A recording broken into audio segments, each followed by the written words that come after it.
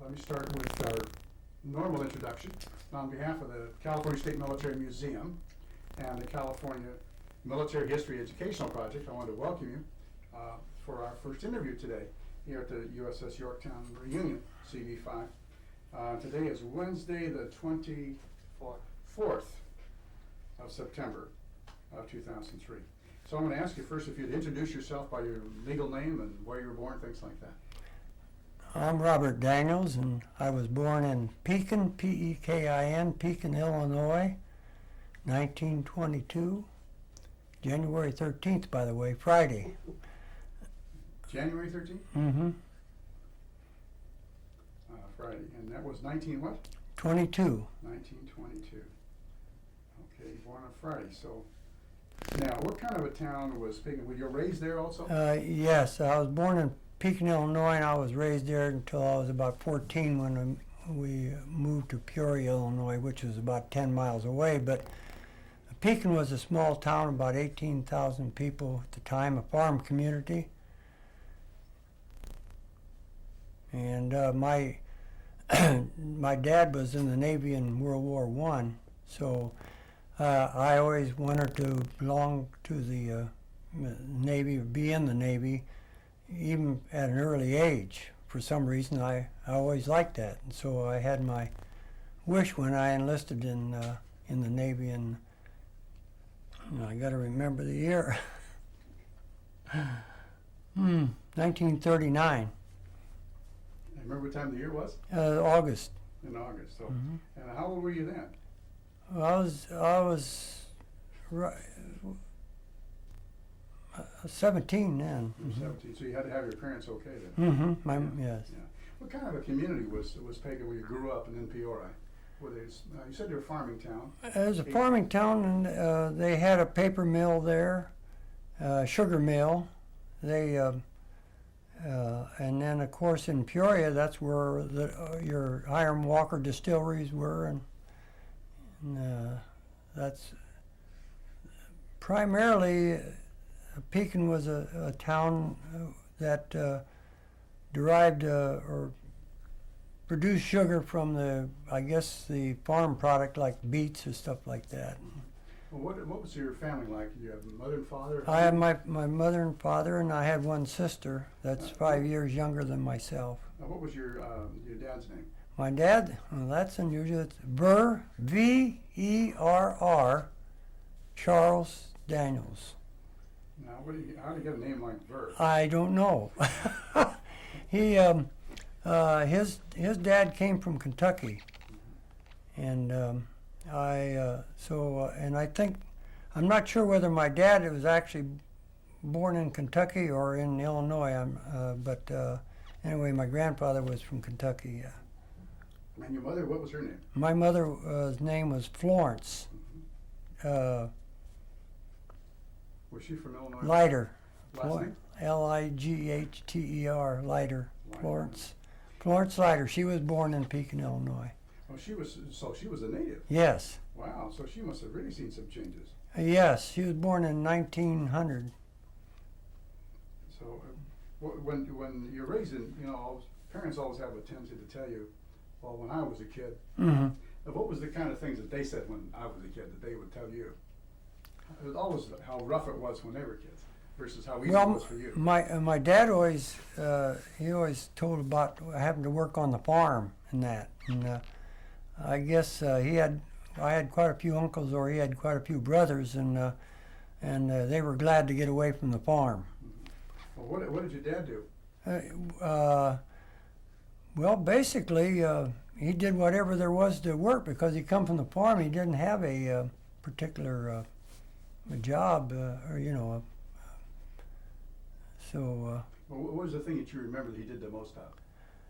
Well, the thing I remember most of is that he ran a bakery wagon. So he sold bakery goods. Mm-hmm. And tell me about how that was done. You went out to the homes? Well, we started out in a horse and buggy, horse and a bakery wagon pulled by horses, and he took care of all the horses. And of course, I wound up taking care of all the horses. But in that day, then that's the way you went from door to door, you didn't knock on the door and sell bakery. You had your regular customers. You had a regular route.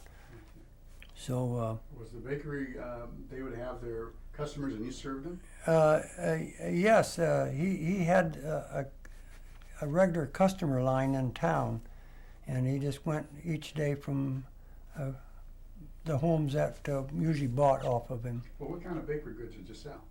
Well, they had everything from bread to cakes, whatever, pastries. Kind of like in California, we used to have the Helms guys, right? Yes, yes, uh-huh. And was it all an open truck, or was it like a van, or like a cart? How was that? Well, he started out with the wagon pulled by a horse, and it was almost like the old dairy wagons. Yeah. So it was enclosed? Enclosed, yes, uh-huh. And then he had, in the back of the wagons, you could open the back door, and he had drawers that he pulled out, and it had all the pastries and that in there, and the people from the homes would come out and select whatever they desired. Remember what things like that cost? Well, probably you're looking at the nickel and dime category, rolls and donuts, primarily donuts, and the bread was probably selling for 5 to 10 cents a loaf then. A little bit different than today. Quite a bit, yes. Now, your mom was she a stay-at-home mom? She was, yes, she was a home, what would you call it? A housewife. Housewife, yes. And so, and how many were in the family? You said Just my sister. She was Your 5 sister. years younger than me. And what was her name? Her name is June Ann Daniels. And did she marry? Yeah, she lives in Illinois yet. She's married to a retired engineer, railroad engineer. And what's her married name? Ruth Dixon, Dixon. Yeah. June Dixon, yeah. Okay. Boy. Well, you know, it's not something you do on a day. It's June. Well, And so when you had, she's 5 years younger than you are. Yeah, So she yes. was like 12 when you joined the Navy. So she was a youngster. Yes, that'd be correct. Uh-huh. Now, did you go to high school or grade school all I went when we lived in Pekin. I was freshman in Pekin High School, and then when we went to Peoria, moved to Peoria, I went to Manual Training High School, but I didn't complete my high school because I went in the Navy. Mm-hmm. So when I after the war, I went back and they gave me my diploma because I'd been to Navy schools. Uh-huh. So you were, what did you particularly like about school, and what you didn't like? Well, I was always a working individual. I delivered groceries and after school, and I used to have paper routes, so I didn't get too involved in school, especially high school. So basically, I just went to school, and I liked the manual training part because you had shop, carpenter shop, machine shop, and that was the one I favored the most. Which one did you like, carpenter or machine shop? I liked the machine shop better. And what was it? Did you like the lathes or the mills, drop trestles? The lathes. Mm-hmm. So the metal lathes is kind of the things that kind of intrigued you. Yes, I like to work on the lathes primarily. So and that was a school that was treating for skills, right? Yes. And that was part of the process during the Depression. That's true. That's true. Now, when you were in Pekin, you were there till around 14 or 15 years old? Oh yes, we moved to Peoria when I was 14. Okay. And you remember what prompted the move? Yes, my mother divorced my dad. Okay, so you then would live with your mom, or you live with your dad? My mother, yeah. My mother and my sister and myself moved in with my grandparents in Peoria, Illinois. Okay. So they got a divorce, which was almost unheard of in those days. Yes, well, unfortunately, my dad became an alcoholic. Well, that was quite a common thing in the Depression, wasn't it? Might have been. I don't know, but I know that he couldn't kick the habit. Yeah, it's a hard thing. We learn sometimes hard lessons. Yes. Tell me, what was it like when you had, most people today, they have unemployment and welfare and Medicare and Social Security and all those things. Tell me about what it was like in those days when we didn't have those things. Well, I peddled papers when I was still in Pekin. I had 3 paper routes, and that's the money that I used because my parents didn't basically have very much money just to live on. And then when we moved to Peoria, why I worked in the grocery store and delivered groceries, and that was the money that I used for my personal use. Well, how much did you earn? Remember how much you? Yeah, paid? $5 a week. And how long did you work for that? Well, I worked in the grocery store after we moved to Peoria. I was 14. And I went in the Navy when I was 7. About 3 years. And how many days are? Well, I would work after school, and then on Saturday I worked most all day Saturday. So you work 2 or 3 hours after school? Yes, I'd run I'd get the last hour off at school, so I could be at the grocery store at about by 3 o'clock, and the store closed at 6. Yeah, it'd be about 3 hours. So you worked Monday through Saturday? 3 hours? Yes. And then you worked Saturday was almost all day. So it'd be about 8 At hours. least 6 hours anyway. So you worked then about 15 hours plus 6, about 21 hours, and you got $5 a day, $5 a week. A week. So they paid you a salary, Yes. $5 a week. Yeah, So had me $5 on Saturday. So now, what did $5 buy at that time? Well, because we lived with our grandparents, I didn't have to worry about food or anything. That $5 was just basically recreation money, I guess you might say. What did things cost you though? What did you pay for things? What did you spend your money on? Ice cream. What would you? Probably a nickel or a dime for a cone. I stopped to think about that $5. What movies? Went to the movies. I think the movies were basically 25 to 50 cents. And probably saved a little of that money. I'd give to my mother.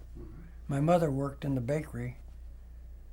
The same bakery that your dad had originally? That had originally worked at, yes. Okay. She worked in the shop. Where they were making Selling bakery goods. Oh, so she was line retail sales. Yes, retail sales, She worked in there almost 30 years. Oh, so it was quite a while. Mm-hmm. Did she ever remarry? No.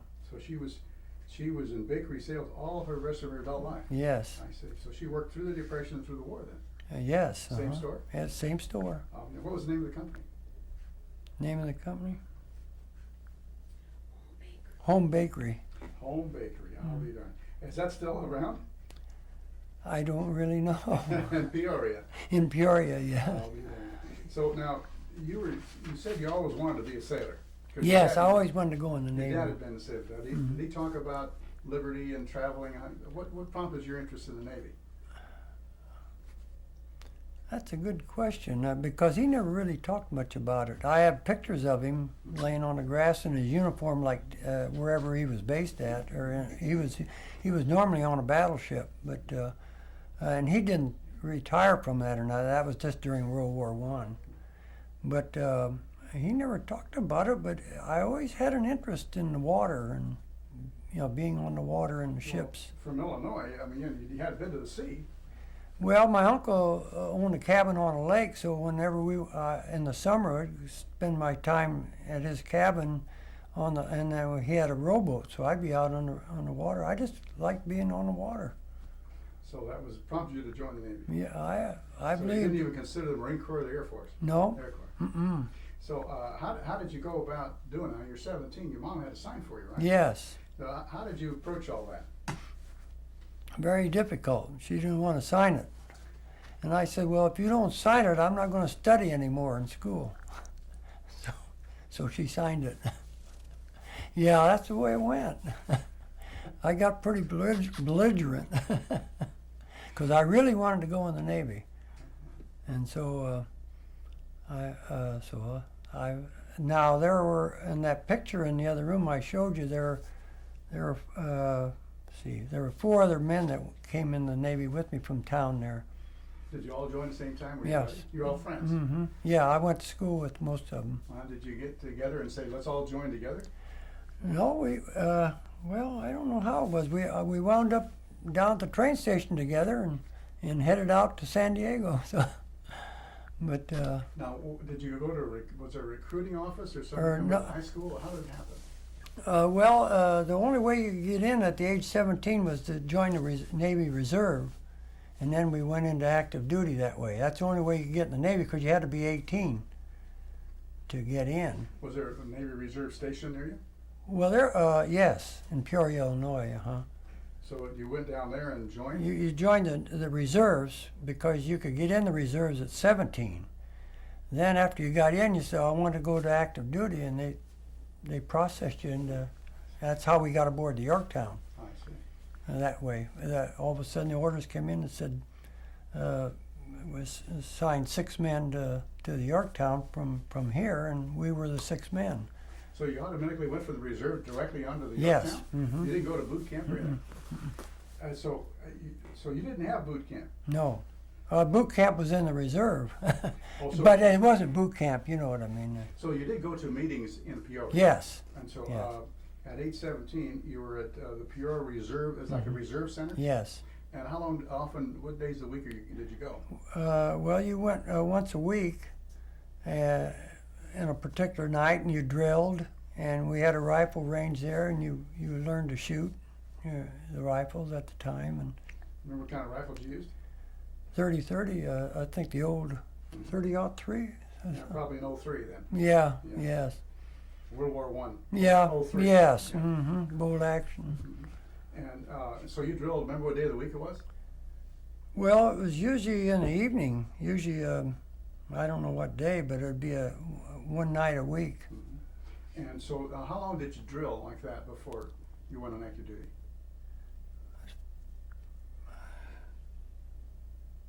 See, it was only about 6 months. Mm-hmm. So you remember the date that you actually shipped out when on active Yeah, in duty? August. 6 of us caught a train in Peoria, Illinois in August, and went to San Pedro, where we waited for you might say, I guess, the fleet to come in for liberty from Hawaii. We were sent aboard one of the cruisers for transportation to Pearl Harbor to aboard the USS Yorktown. So you were from you went by train? Did you guys? Yes, we went by train, yes. So, but you had no boot camp. Yeah, it's kind of interesting that on the train, when the train got down in Texas, we took aboard a whole group of Southern boys that also were going. Some of them went to our ship. They just went to the fleet, you might say. But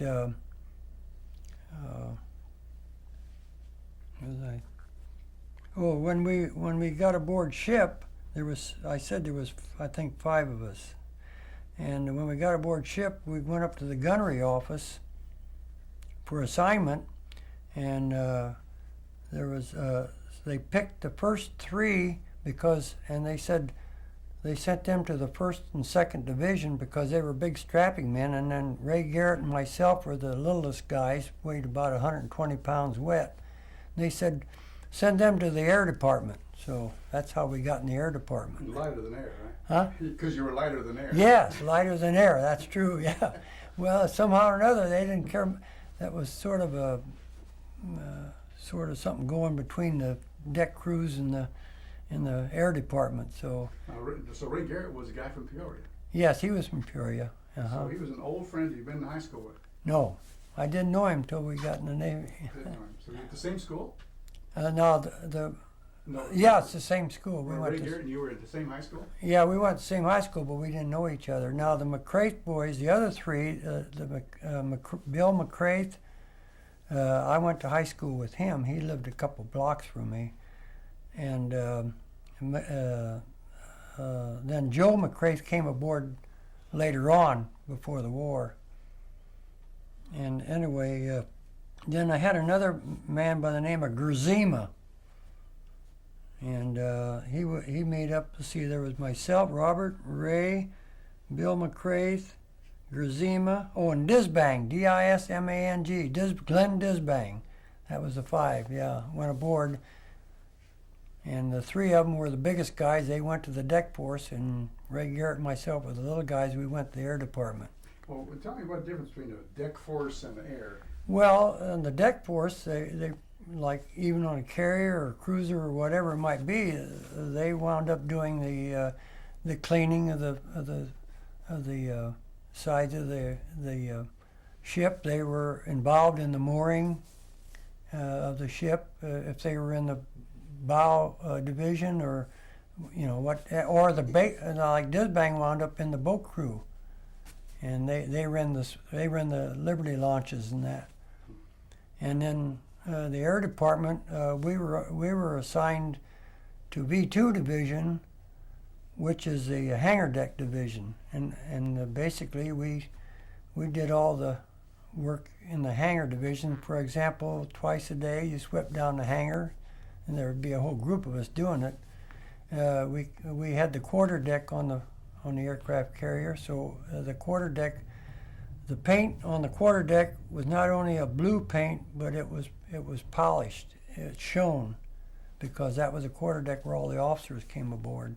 So the quarter deck on the Yorktown was blue. Well, the whole deck was blue, but the primarily quarter deck on the hangar deck, the quarter deck where the officers and that came aboard, that was polished, you might say. It shone. You ever have that duty to polish? Yes. What kind of polish did you use? Well, it was more of a like a wax type on the blue. And it really looked great. That's right. So that was, you took pride in making that thing. Yes. Mm-hmm. And then we were involved, of course, we were also involved in ship supply. We were always on working parties, supplying ship, with food. And well, tell me, how did they bring that aboard in skip loaders and hoists? How did they come about food? Most of the, for example, in Pearl Harbor, we would, in my division, they would call for so many hands working party from each division, and I normally was always one of them that was on the working party. And you would go in the small boats in Pearl Harbor. You'd go in the small boats over to the supply ship, and you would they would load your boat, and then you'd take it back to your ship and unload it. And sometimes I was assigned to the munition working party, and that's when we went over to the munition ship in Pearl Harbor, and we loaded. Primarily loaded 5-inch shells and that on deck, and sometimes we had the battleships. Then we used to anchor right in the battleship row in Pearl Harbor. I was assigned a working party sometimes that involved going over to the munition ship and loading those big, it was either 14 or 16-inch shells, and that was quite a job. Well, tell me how much of the 5-inch shells. Most people don't know what that means because they don't. Oh, yeah. Well, tell me what a 5-inch shell, how big they were and how much they weighed. 5-inch 38s probably. 38 cal. No, the 5-inch shells were. I don't know how to tell you. I think they were 5-inch. The 5-inch shells were usually like this because you manually loaded them, into the guns. And how much did those weigh when they were? Well, I wouldn't say they weighed over 20 pounds anyway, because they weren't that heavy to load, because you had your loaders, and if you took the place of a loader just for training, well, you'd be in a line up to the gun, and they'd pass the shells to you, and then whoever was a loader would load it. And so when you were loading ammunition, how would you load? One shell at a time? Oh, if we're talking about supplying ship. Yes. And we'd go over to the ammo ship, and we normally we'd go over in a small boat, and then they'd have a barge, and they would swing the load of ammos over the side, and then you hand carried them and stacked them on the barge in rows, So you had to hand carry everything from the barge. Yeah, on your own barge. Yeah. Well, actually, offloaded off the ammo ship to the barge you were on. You went over by small boat, went aboard the barge, and then they offloaded it, and then you'd stack it on the barge. And then now I'm talking too. Also, we usually wound up on a work detail to where we were loading the shells for the battleships, and that was a big job. Now, 16-inch shells are darn big.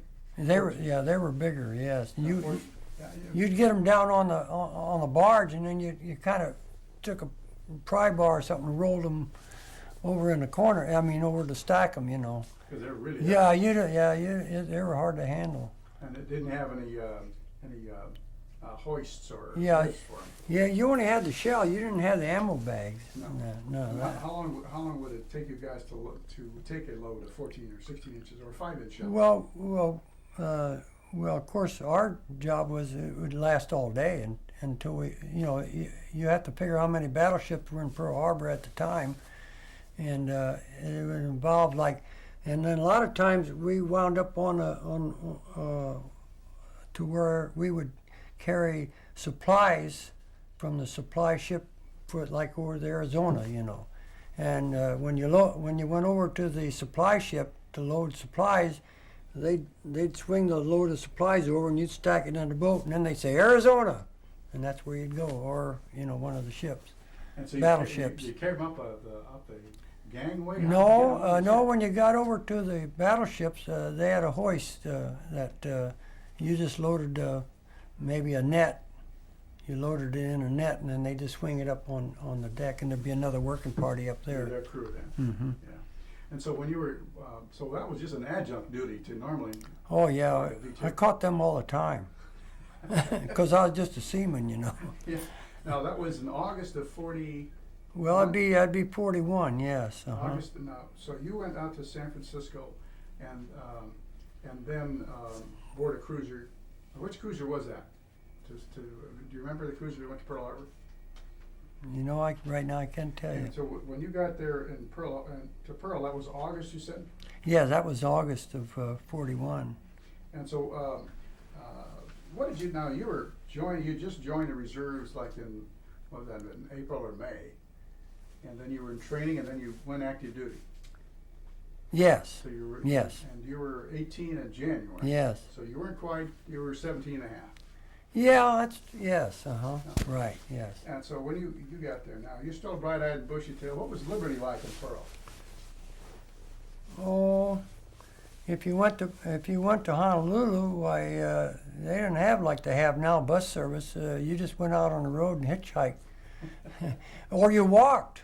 I know that there's been times when we walked all the way from Pearl Harbor to Honolulu. It's about what, 6, 7 miles? Well, I don't know, Long but we didn't think, we were young, you didn't think anything of it, just to get off the ship.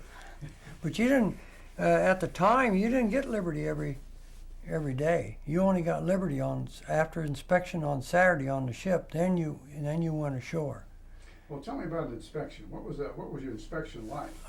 You had personnel inspection Saturday mornings, which involved dress blues or dress whites. We had dress whites in those days, and that was the whites with the blue collar. And we stood inspection usually at 9 o'clock was personnel inspection on the flight deck, and you fell in according to your division, and then the captain of the ship would pass by and look at you. You better. Yeah, I must have a crooked head because I always had my head cocked wrong. So they were always, or my division officer was always straightening my hat. But his name was Lieutenant Dahl, D-A-H-L, and I spent 23 years in the Navy. So when I was instructor duty in Florida, I happened to hear his name mentioned, and he was over in the air station. He was Admiral Dahl then. And so I went over and talked to him. But anyway, I'm just through that. And he remembered you. He was a good division officer. He was Academy graduate. So so Liberty was only earned after you passed inspection.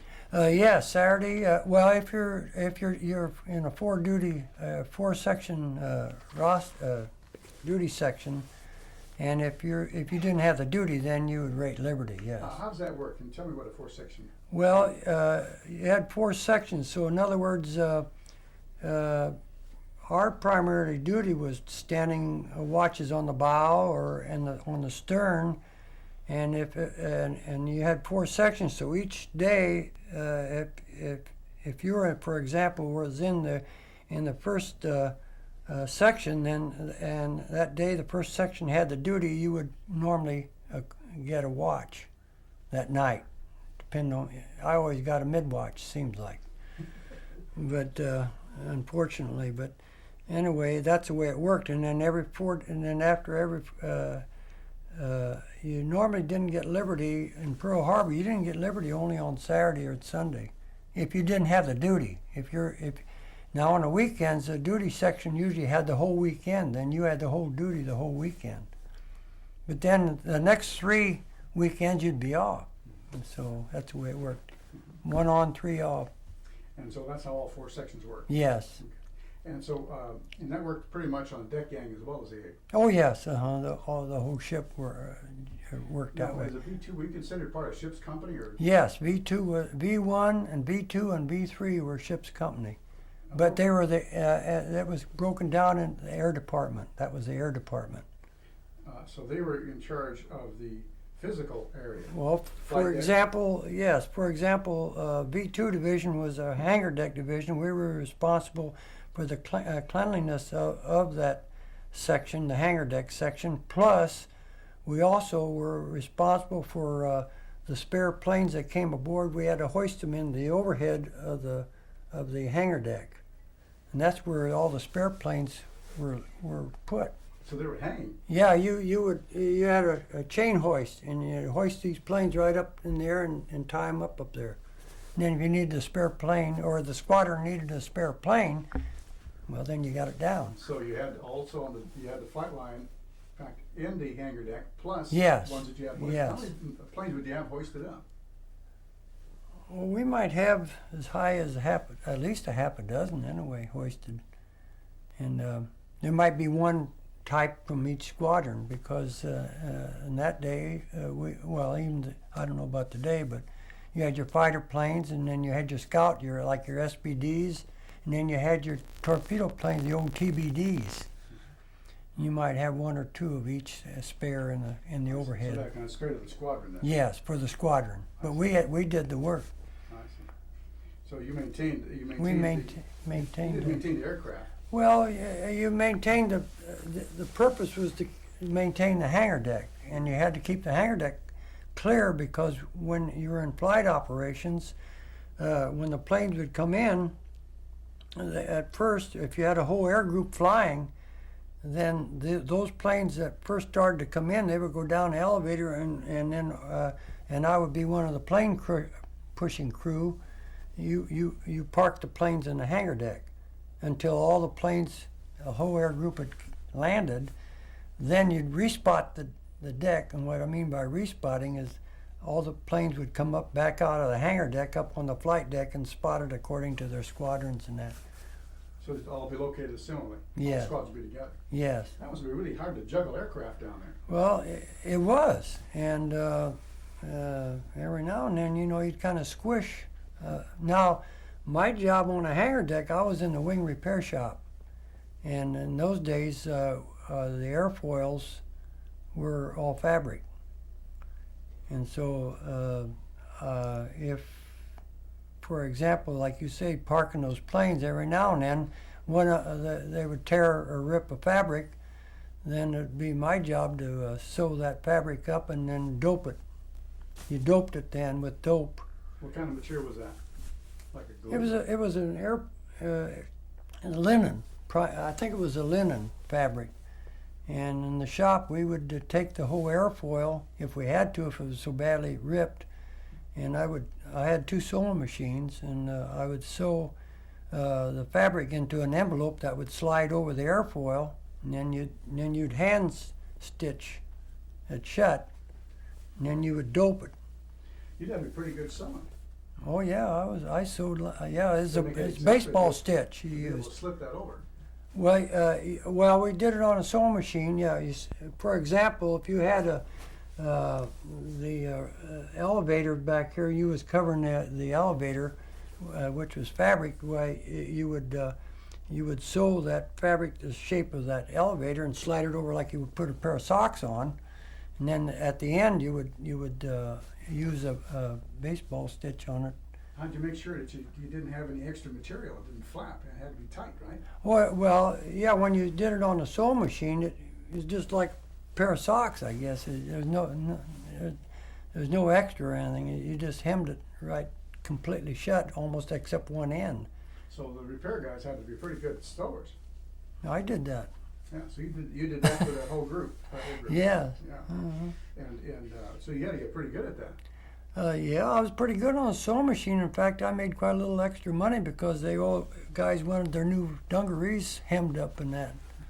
So You made extra money. I made a little extra money. Yeah, I did a lot of sewing machine work. Well, what kind of sewing? Those are like a little Singer sewing machine somebody would have at home. How big were those things? They were Singer sewing machines. Regular Singer? They might have been a little heavier duty, but not much heavier. I had two of them in the shop, and And that was a linen fabric that covered. yeah, it was a linen fabric on the aircraft. What do you call the dope? What was that material? The dope was well, we call it dope, and I can't give you the name, but in other words, it was kind of thickish, and you just painted it on the airfoil, and then when it dried, you could take your finger and go like that and thump it. And that's how you tested it to see if because when it dried, it tightened that fabric up. Oh, I see. And then, of course, in those days, the planes were painted. I don't know if there's some pictures, but in the old days, everything was blue. The insignia even had a red ball on there until we went to war, and then they took the red ball out of the insignia. But the planes were all multicolored, pretty, and that was lacquer we sprayed on them. So you sprayed it on? Yeah, we sprayed it. I sprayed Did you it. brushes? No, didn't brush it. Just sprayed it. And so those were air compressors? Yes, we had the air compressor in the wing repair shop. We call it the dope shop because we used a lot of dope. Yeah. And you used that different word than they use today, right? Well, I don't know.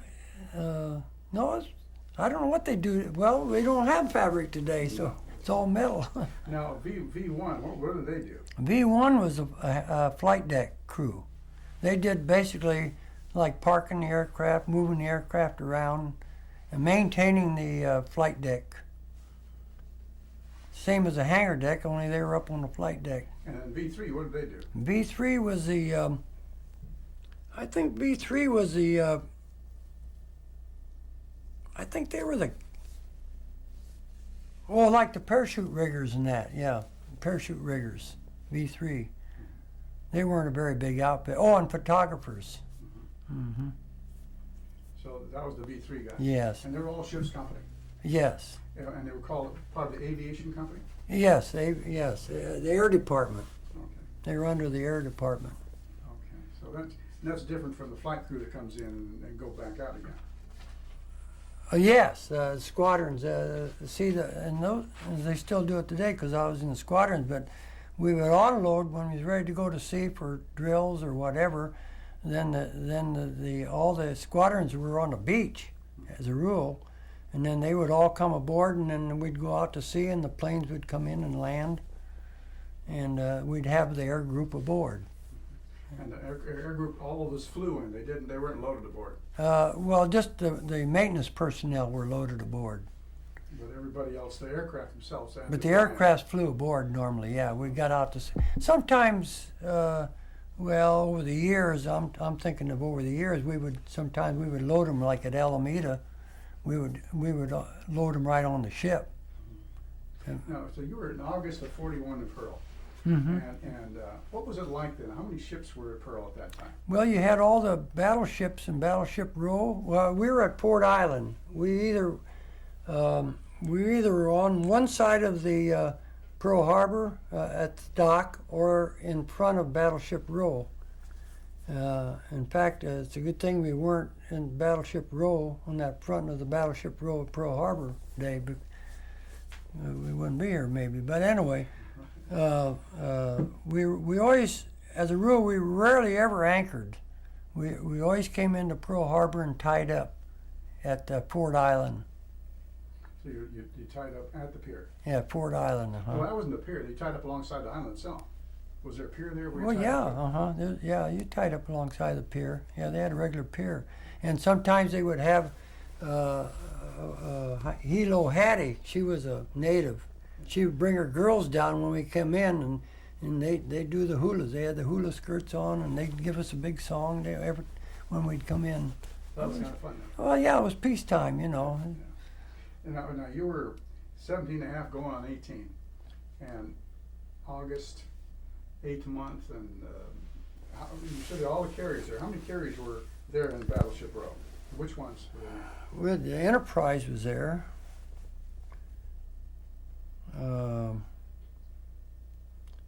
I think the Lex was probably coming in and out of there, Lexington, and the In the Hornet? no, not then yet. Lexington, and there's one other one, I can't think of the name of it now.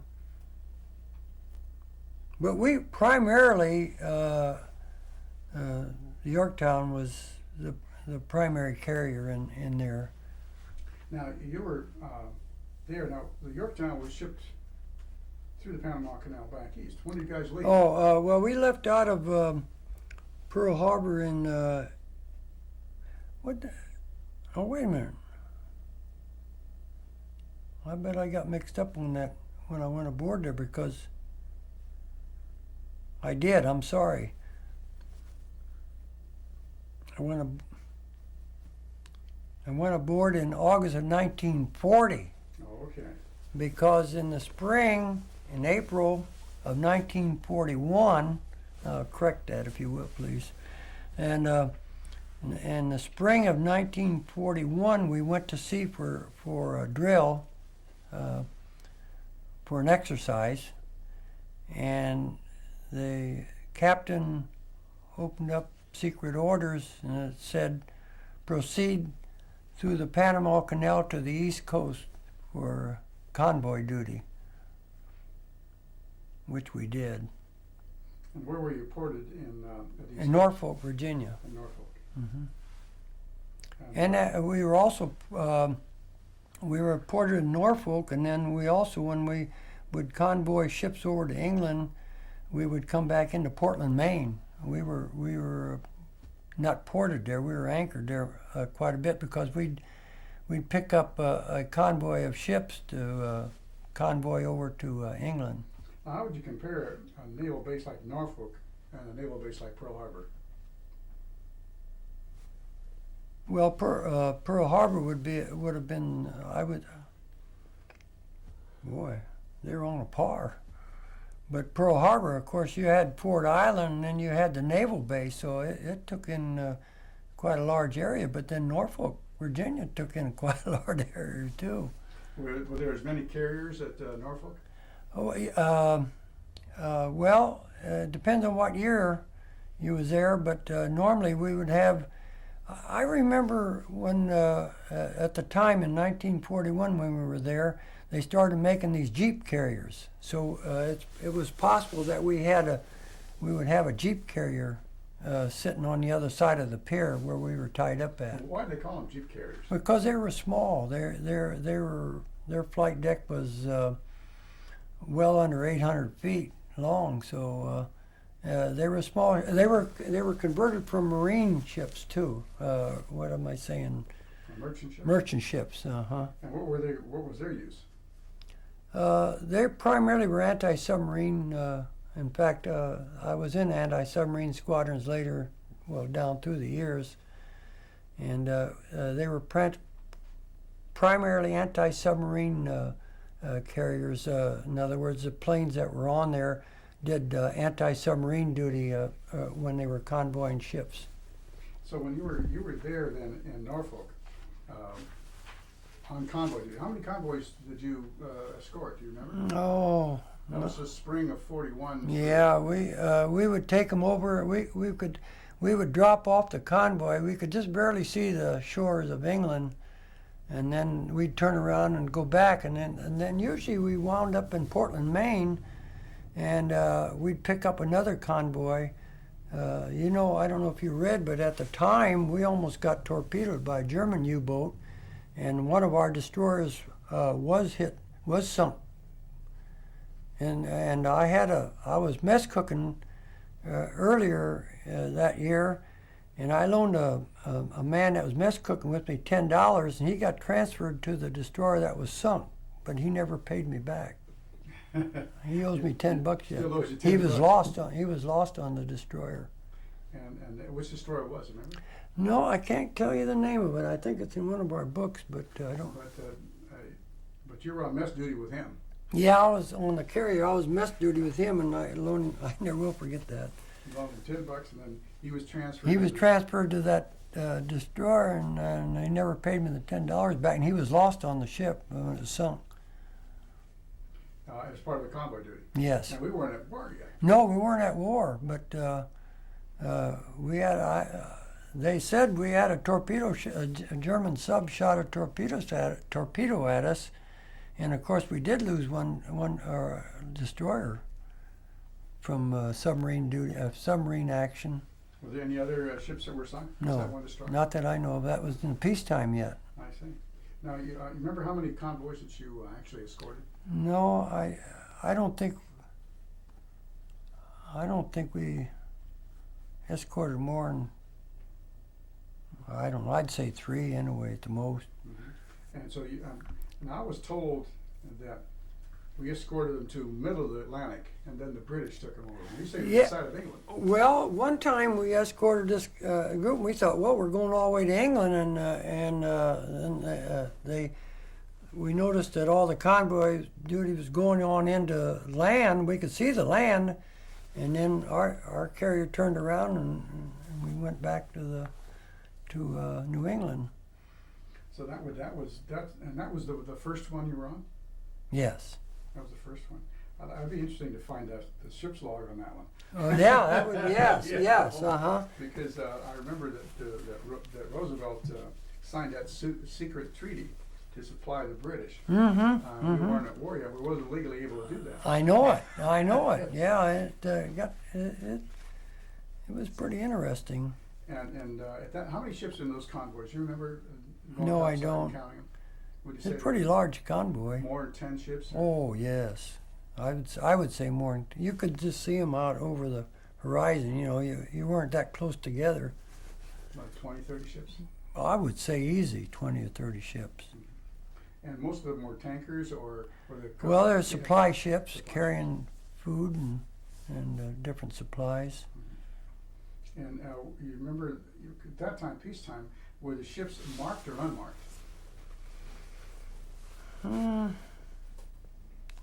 The ships themselves, just by name, I would say, they weren't Navy ships. You know, they were merchant ships. They had the ship's name on the side of them. Yes, they would have they on the back, So they're all on the marked stern. ships. Uh-huh. And they flew the colors. of They the would ship. have and they flew the flag. Yes. Now, when you were, where were you when you heard the news of the attack on Pearl Harbor? We were in Norfolk, Virginia, December the 7th.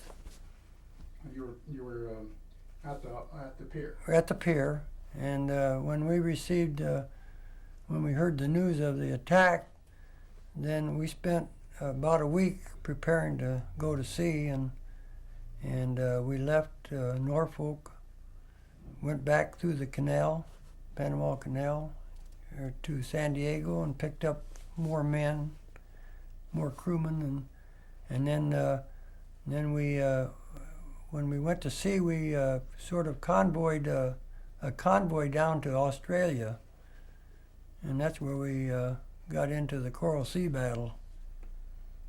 So you escorted a convoy from San Diego Yeah, San Diego to to Australia. Australia. Mhm. And was that convoy as big as the one you took to England? No, I don't think it was. There wasn't that many ships. I couldn't tell you how many, but we convoyed them down there, and then of course we were basically on patrol. I imagine in the Coral Sea, and that's of course when we met the Japanese carriers. And Well, tell me about now. Your Coral Sea was a prelude to Midway, but very Yes. important Tell me about what, now you were on still V2, right? I'm sorry? You're still on the hangar deck? Yes, V2. B2 to B. And But I primarily operated on the flight deck, though. even though you were a V2 person. Yes.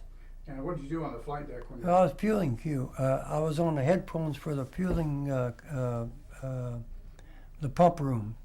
Well, tell me how those things work. Well, being as I was on the phone, when the ships come in, then I would call down for them to pump the fuel up to the dispensers up on the flight deck, along the flight deck, so that they could fuel the aircraft. And then as soon as they finished fueling the aircraft, they would say we completed fueling. They'd tell me because I was the talker, and I called down to the pump room and told them to secure the pumps. Okay, so. And what they would do is they would pump all the fuel that was up in the lines, then they would pump that all, they would pull that all back down into the pump room. The lines never had any fuel in them. So the pump room was aboard ship. Yeah, and it was about the seventh deck down. Forward, most of the pump rooms were forward on the seventh, but And down the what kind of fuel that you had for the aircraft? that was, excuse me, that was a 96 or 100 octane. Octane aviation fuel. Yeah, aviation fuel. Yes. You can't even buy that anymore. Probably not. No, it's jet fuel. Yeah, most of it is what, 87. Yes, 92 yeah, octane. yes, that's right. Very Yes, few high octane. yes. gasoline. So that, and so those bunkers in the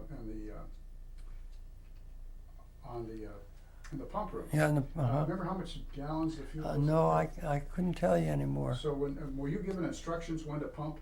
Yes, we had a well, you'd call him a gasoline officer up on he was a warrant officer on the flight deck. His name was Myers, Chief Warrant Officer Myers, and when the fueling was done, he would pass the word to me to call down to secure the pumps. So he'd tell you when to start pumping, everything was ready. Yes. And so when they pumped from the fuel, they would pump up to, you said dispensers. Huh? Well, they were just like a gas station. You go to the catwalk, and the fuel lines would be coiled there, and you'd uncoil the fuel lines and drag them out on the flight deck, and it would just like you're putting gas in your car. And you flew right directly into the aircraft. In the aircraft. So now you mentioned that there were dispensers. Now was that like a tank? Or? No, it was.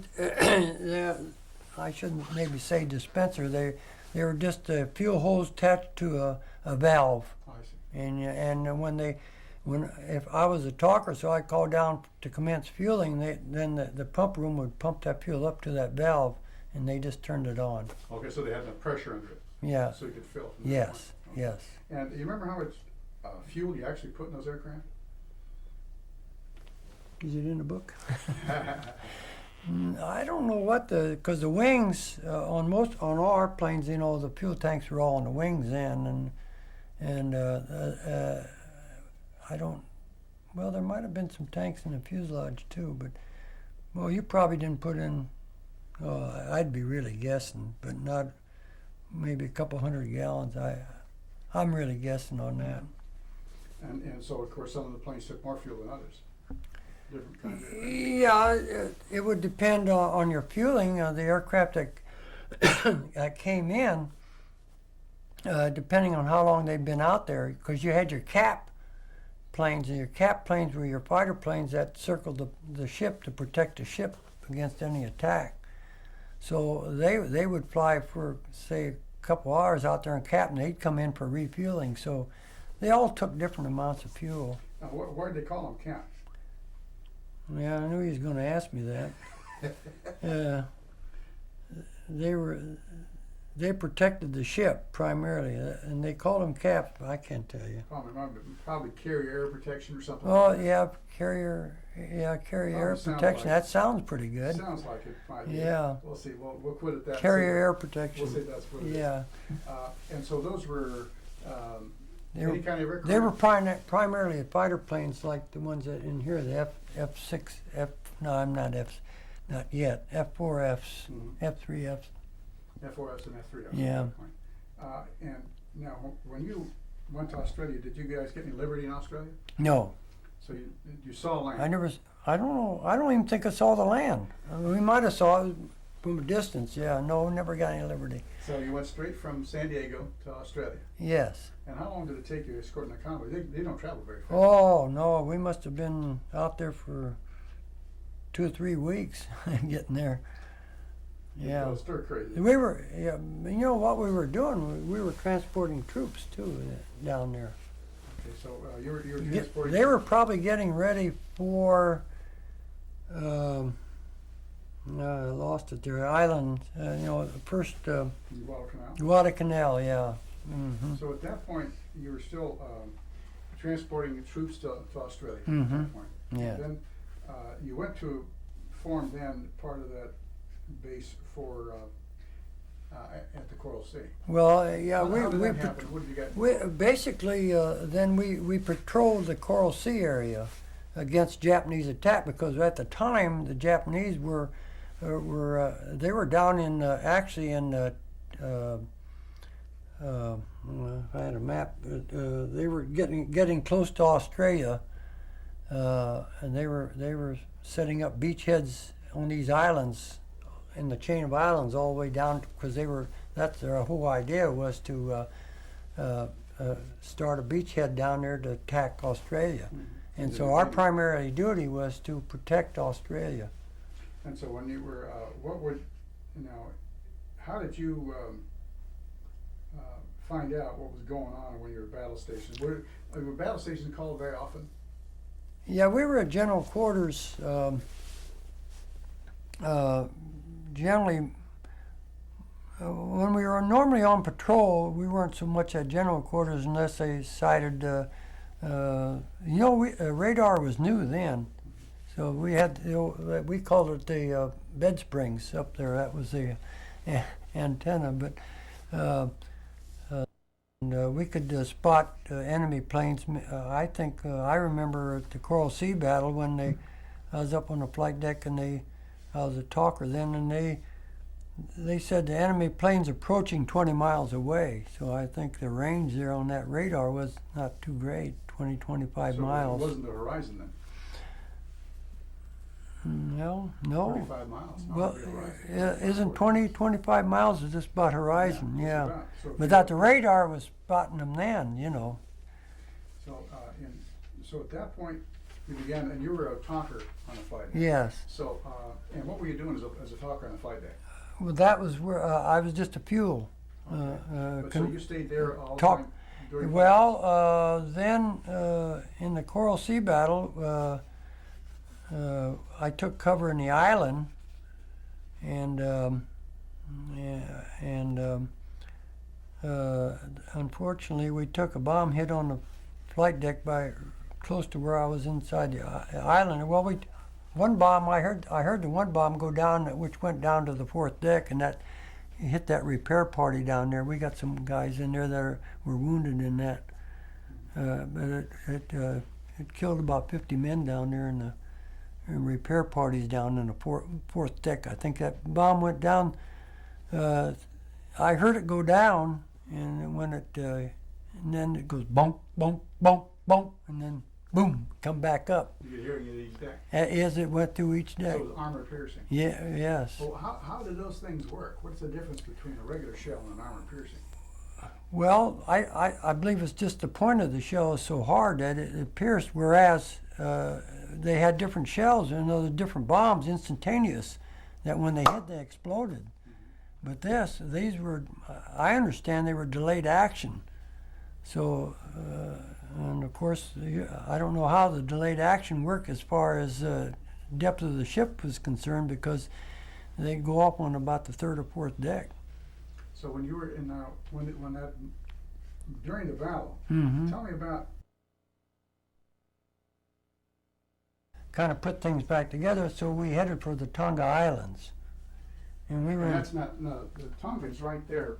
well, As I recall, that's in yeah, here's Southern Tonga. Solomons. Right. Southern Solomons. Yeah, we were, Yeah. Tonga. And and we, of course, in the battle here, and so we went down to there because we were hurt pretty bad. Now you were Today is the 24th of September. We're interviewing Robert Daniels at Royal Scandinavian Inn in Solvang, California. And Mr. Daniels, we were chatting about at the Coral Sea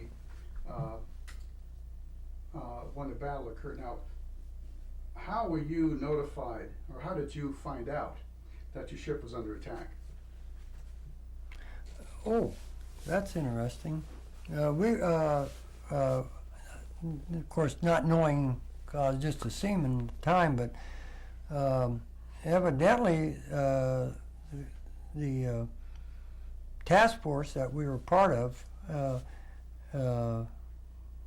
was aware of, evidently, of the Japanese being close by. Well, it so happens that the night before the Battle of the Coral Sea, that afternoon, it was late in the afternoon, we were taking planes back aboard, and we looked up, because I was on the flight deck, we looked up at our planes in the circle, and that plane doesn't look familiar. And the Japanese carriers were so close to us that their flight group got in our pattern, our flight pattern, and actually one Japanese plane, he touched deck, but before he cut his power, he realized I'm on the wrong ship, and he gunned that thing. I was right there. I saw him. You saw him? And he touched, and all of a sudden he realized this is not my. It was dusk, you know, and they were and actually our gunners, as I remember, and I'm pretty sure the gunnery officer told them to open fire because they saw these Japanese planes, but they were mixed up with our planes, and somebody said we shot some of our own planes down. Now I don't know how true that was, But you saw this down. yeah. Oh, I'm sorry. sorry.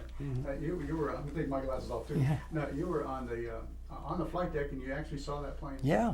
Oh, So yeah. What kind of aircraft was it? Do you remember? Could you tell? Yeah, the Japanese aircraft was basically design pattern like our S&J trainer.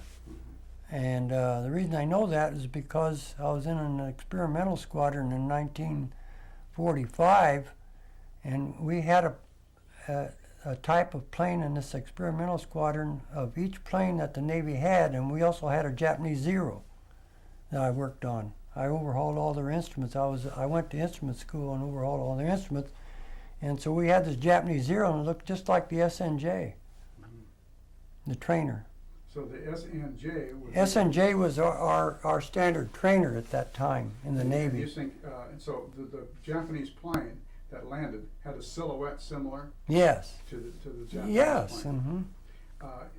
So you would say it was a Zero? Yes, it was a Zero. And That's what we called them. could you see the pilot at all, or you saw? He when he almost, like I say, he didn't cut. He didn't take the cut. He realized that he was on the wrong ship. So he didn't hit the hook yet. No. He was still above. And he gunned it off of there.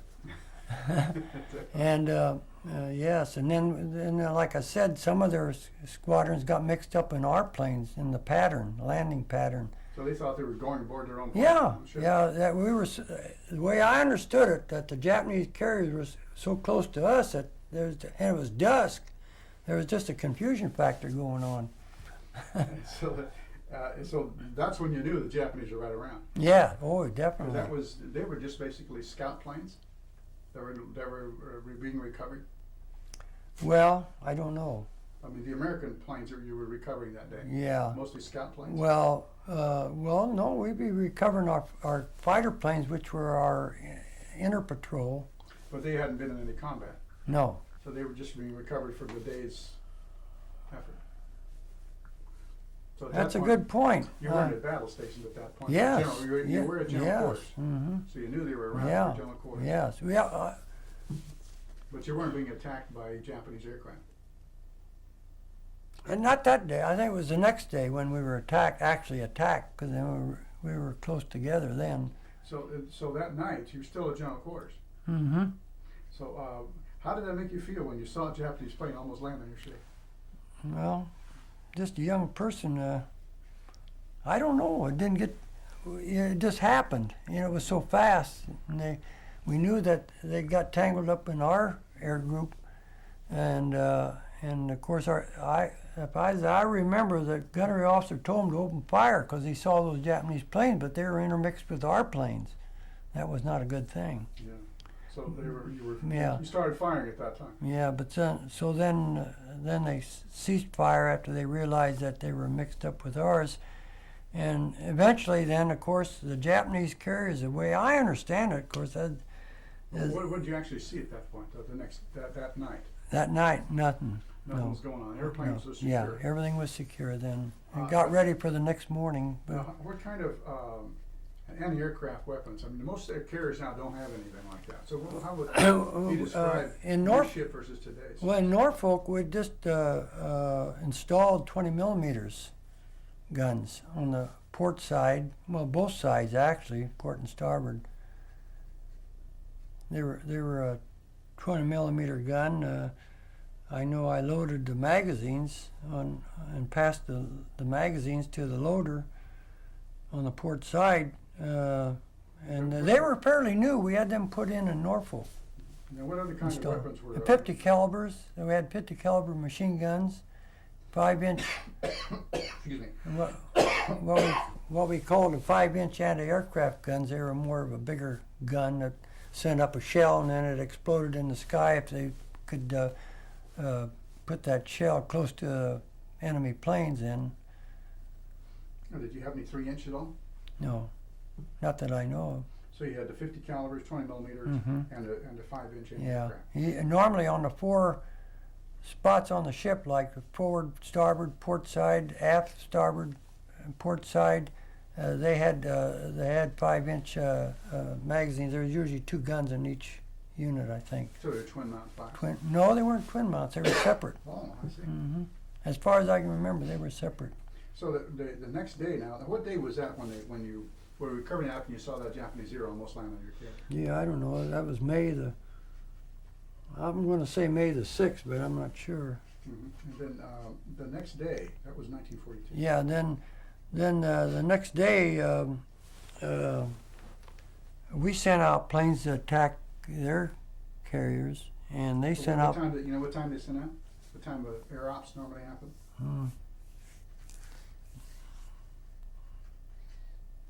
Because I get mixed up with Midway. Well, it's only a month later, so. No, yeah, but the ones that in the Coral Sea battle, I told you that that night the Japanese planes got mixed up with our planes, and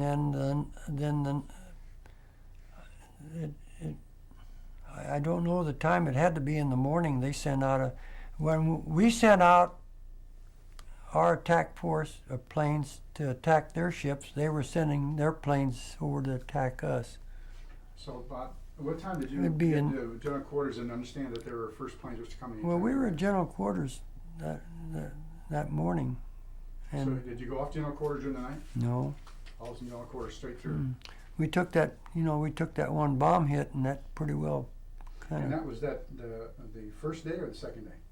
the first day of the battle. So the first day that when the Japanese thought that I'm going to get it straight. Yeah. The day that that Zero almost landed, was that Yeah. was that the day you already took a bomb? No, that was the beginning. That they discovered us and we discovered them. So the next day when you Next day they sent their attack force while we sent our attack force in their direction. when did when the attack hit on the Yorktown? When? Second day. What What time of day was it? You recall? No, I don't. But you said you took shelter in the tower. Yes, in the island. the Uh-huh. island, Mhm. What was? Did they tell you to go there, or did you see planes? Well, see, that was I was right outside the island. And I was a talker, and I had to stay on the flight deck. And the fielding officer told me to take cover, so I went into the island, and that's when I heard this one bomb go through the ready room. It went through a ready room, but there was no pilots in there, and it went on down to the fourth deck where it killed that repair party down there. Yeah, we interviewed Delmar Wiley. Yeah, And yeah. Delmar was one of those Yeah. ready room orientation guys. Mhm. And, told us that he'd taken cover in the captain's conference room. Yeah, And the thing went right through that yes. ready room where he was Yeah, at. yeah. Yeah, so he was. Uh, So he was one deck, but he kept What? saying, we're right in the middle of the flight deck. Keep saying they're right aiming for us. Yeah, because I was in the island, the passageway in the center of the island where I was at, and then at the end there was a ready room, and that bomb went right through there. Because I immediately ran through there to see, and I looked down through the hole where the bomb went. How big a hole was that? Oh, it was about that big around. And so the hole went, and that's from the flight deck. I looked down on the hangar deck, and what's going? I knew a bomb went down there, You but could hear the explosion out I didn't know whether there was something I could do, and then the smoke started coming back up from the deck down below. So that was right away when you ran there. Yeah, oh yeah, right away.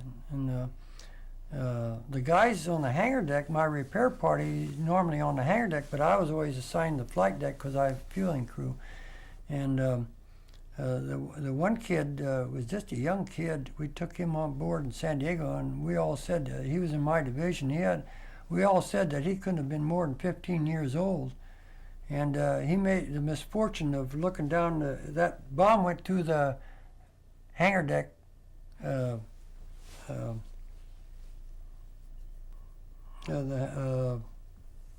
can't say it. Through the stairwell down into the first deck below the hangar deck. Anyway, that bomb went through, and when it went through, he looked over the side, looking down. Unfortunately, that was a mistake, because when it came back up, it took his head off. So. The explosion? Hmm? The explosion? Oh yes, yeah. And so you saw the smoke. Yes, smoke all came back way up to where I was at. But of course, it got dispersed in the hangar deck. Yeah. And so by the time it got to you, it was pretty much dispersed. But he was right above the major. Well, he looked, I guess here's this bomb coming down through, and it went right through the through this one opening from the hangar deck down to the next deck, and they said he looked over there, and of course that was a mistake because that bomb came back up. All the explosion. The explosion. Yeah. And so that was, and you were at that point you had run out of the.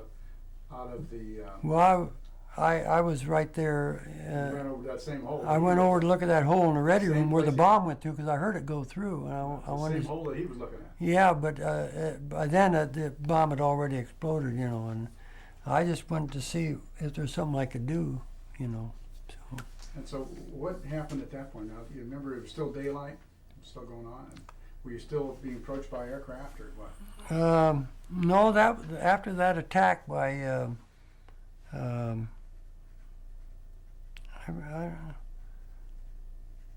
I don't think we had any more attacks after that. Did the ship list or did No. you lose any oil? No, it just took that explosion down there on that deck, which unfortunately The ship didn't list at all. No, not then. Not in the Coral Sea. And so you were still making headway at that point? Oh yes. But then you determined, how do you determine, so that day there was no more attacks? Yeah, there was no damage that would affect the operation of the ship other than that one spot. So that, but I understand that he hit some of the fuel bunkers and you were dropping oil and stuff. No, that was in Midway. Okay, not there at all. Yeah, because the torpedoes was the one that got the fuel You bunkers. didn't hit anything there at all. Mm-mm. So then, what happened at that point? Where did you go after Coral Sea? Well, as soon as we went down we immediately, I don't know immediately, but anyway, we headed for Tongadaboo Island to get out of the area because we were damaged.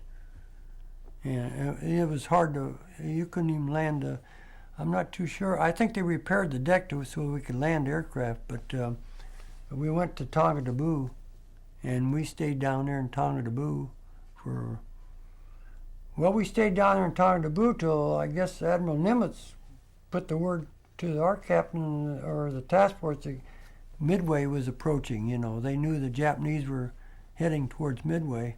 Well, so now what happened at that point? Now you were talking about how long were you there? 2, 3, 4 days? No, we were there about probably a week or two, between a week and maybe 10 days. And then you headed back to Pearl? Well, yes, evidently Admiral Nimitz was aware of the Japanese coming towards Midway, and so the way I understand it, they called the ship back to Pearl Harbor. Okay, and then, now you were still, at that point you hadn't been back on general Wait. quarters. Well, I don't think, well, I don't know. I don't think we were at general quarters then, but No, your aircraft were aboard. yeah, You still had aircraft aboard. yeah. And so you were still landing and you had to. We didn't do any more flight operations. Now, did you lose any aircraft at Coral Sea? Oh, yes. How many aircraft? No, I don't know. But do you remember how many that, because you had a full complement of aircraft on Yeah, there. yeah. I really don't know. I really couldn't tell you. Because, you see, we also attacked at Tulagi, I think it was Tulagi. And that's what started the whole battle. We was in the Coral Sea. Can I put my glasses back on? Yes, sir.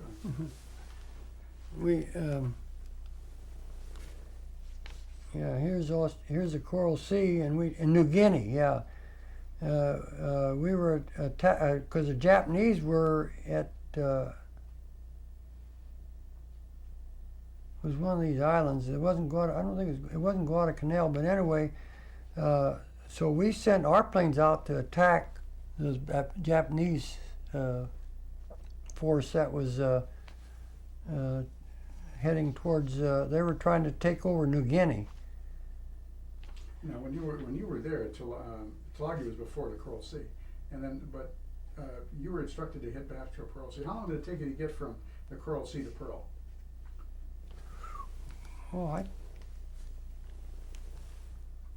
I don't know. I think we were at least a couple weeks anyway. I would assume, because it always seems like other cruises I've been on that we were always doing flight, doing drills and that. So, but I'd say we were a good 10 days anyway. And then when you got to Pearl, what was the situation there?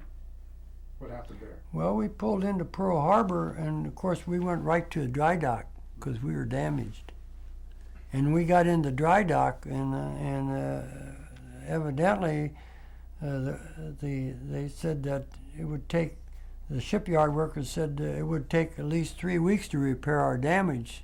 And at that time, then Admiral Nimitz had gotten word of the Japanese approaching Midway, and he I guess the way I understand it, he told the captain of the ship, "I'll give you 3 days to repair what you can repair and head for Midway." Well, what was going on for you? What was happening at that point? You were ship's company. You were fueling, I was fueling aircraft, but then when we were in port, well, I'm back in the wing repair shop. So what were you doing there? We're doing the maintenance of repairing the wings and the airfoils. Were those aircraft that were damaged? Some of them were, yeah. Some of them, yeah. Now you remind me, we had a line of the planes down on the hangar deck because they were repainting them, different camouflage and that. And we had some of them that had flak damage on the like ailerons and elevators, and so I was repairing those. So you remember how long it took you to repair one? No, it would only take, depending on the amount of tears in the fabric, you'd look in 2 or 3 hours. So that if you weren't repaired, that could destroy the way the plane flew, right? Oh yeah, it had to be repaired. They couldn't fly them because in a dive, you take the dive bombers in a dive, there's tremendous G-force on them, and it would just rip the fabric right off of them. So they had to be repaired. They weren't flyable until they were repaired. So you were flying them, you were preparing them at that point. Yes. And so while they were repairing the ship in dry dock, you were repairing the aircraft. Yes. And I understand that everybody was working 24-hour shifts. Well, I don't know. We worked a long time, but I don't know if it was right. Yeah, I think you're right. Oh yeah, definitely. I would say so. Yes. Do you have any liberty? No. I don't think they get. I don't think I had any liberty. They didn't. We weren't there long enough to give everybody liberty. Unfortunately, a lot of the guys didn't get liberty. And I don't think I got any liberty that I can remember either. Well, so then. We were only in there 3 Well, here's days. the scuttlebutt. Was it everybody was going to head back to Washington or? St. Oh, Louis? you know, the scuttlebutt was when after the Coral Sea battle. Oh, we're going back to the States. We're going back to the States and get repaired, you know. And I remember this chief coming into the shop where I was in the wing repair shop, and he said, I said, boy, I hear we're going back to the States. He says, he was an old time chief. He said, we ain't going back to no States, and that's we didn't. The scuttlebutt was not with the Chiefs. No, the scuttlebutt was wrong, which normally is half the time. So you were there for 3 days. Well, I believe we were only there 3 days in dry dock there. Yeah. And then Just you enough to get enough repairs on it to. I understand when you shipped out, there were still a great many repair crews, civilian repair crews aboard ship. There might have been. Yeah, I think there were some civilians aboard there. I don't know if they took them off or not, though. Yeah, I heard that they embarked with a whole pile Yeah, of civilian repair crews. and now that you mentioned it, I thought I saw some of them. And, There weren't very many. but they'd had like 1,500 people on that ship working. Yeah, it was quite- Well, yeah, but there wasn't that many. They didn't leave that many aboard. And so you saw 10 or 5 or 6. Yeah, not any more than that. I didn't. And now you were involved. Now you didn't know where you were going at that point. Who was a scuttlebutt? Where were you Well, going? yeah, I think we knew we were going towards Midway. That's the only thing we But knew. Nobody knew for sure. We didn't know anything else. I didn't know anything else. And We were heading towards Midway. And so now you knew that you weren't going to the We weren't States. going to the States. We already knew that. What was the morale? I think the morale was fairly good. I didn't hear people grumbling or griping. I mean, you know, most of us have been in the Navy in peacetime, and that's what we were there for, is to train to wage war. So I didn't hear too much griping. Everybody's just doing their job. Yeah, everybody's doing their job. Now tell me, what was it like during general quarters? Did you get in chow line? Did you do regular stuff? Well, take regular sleep at night?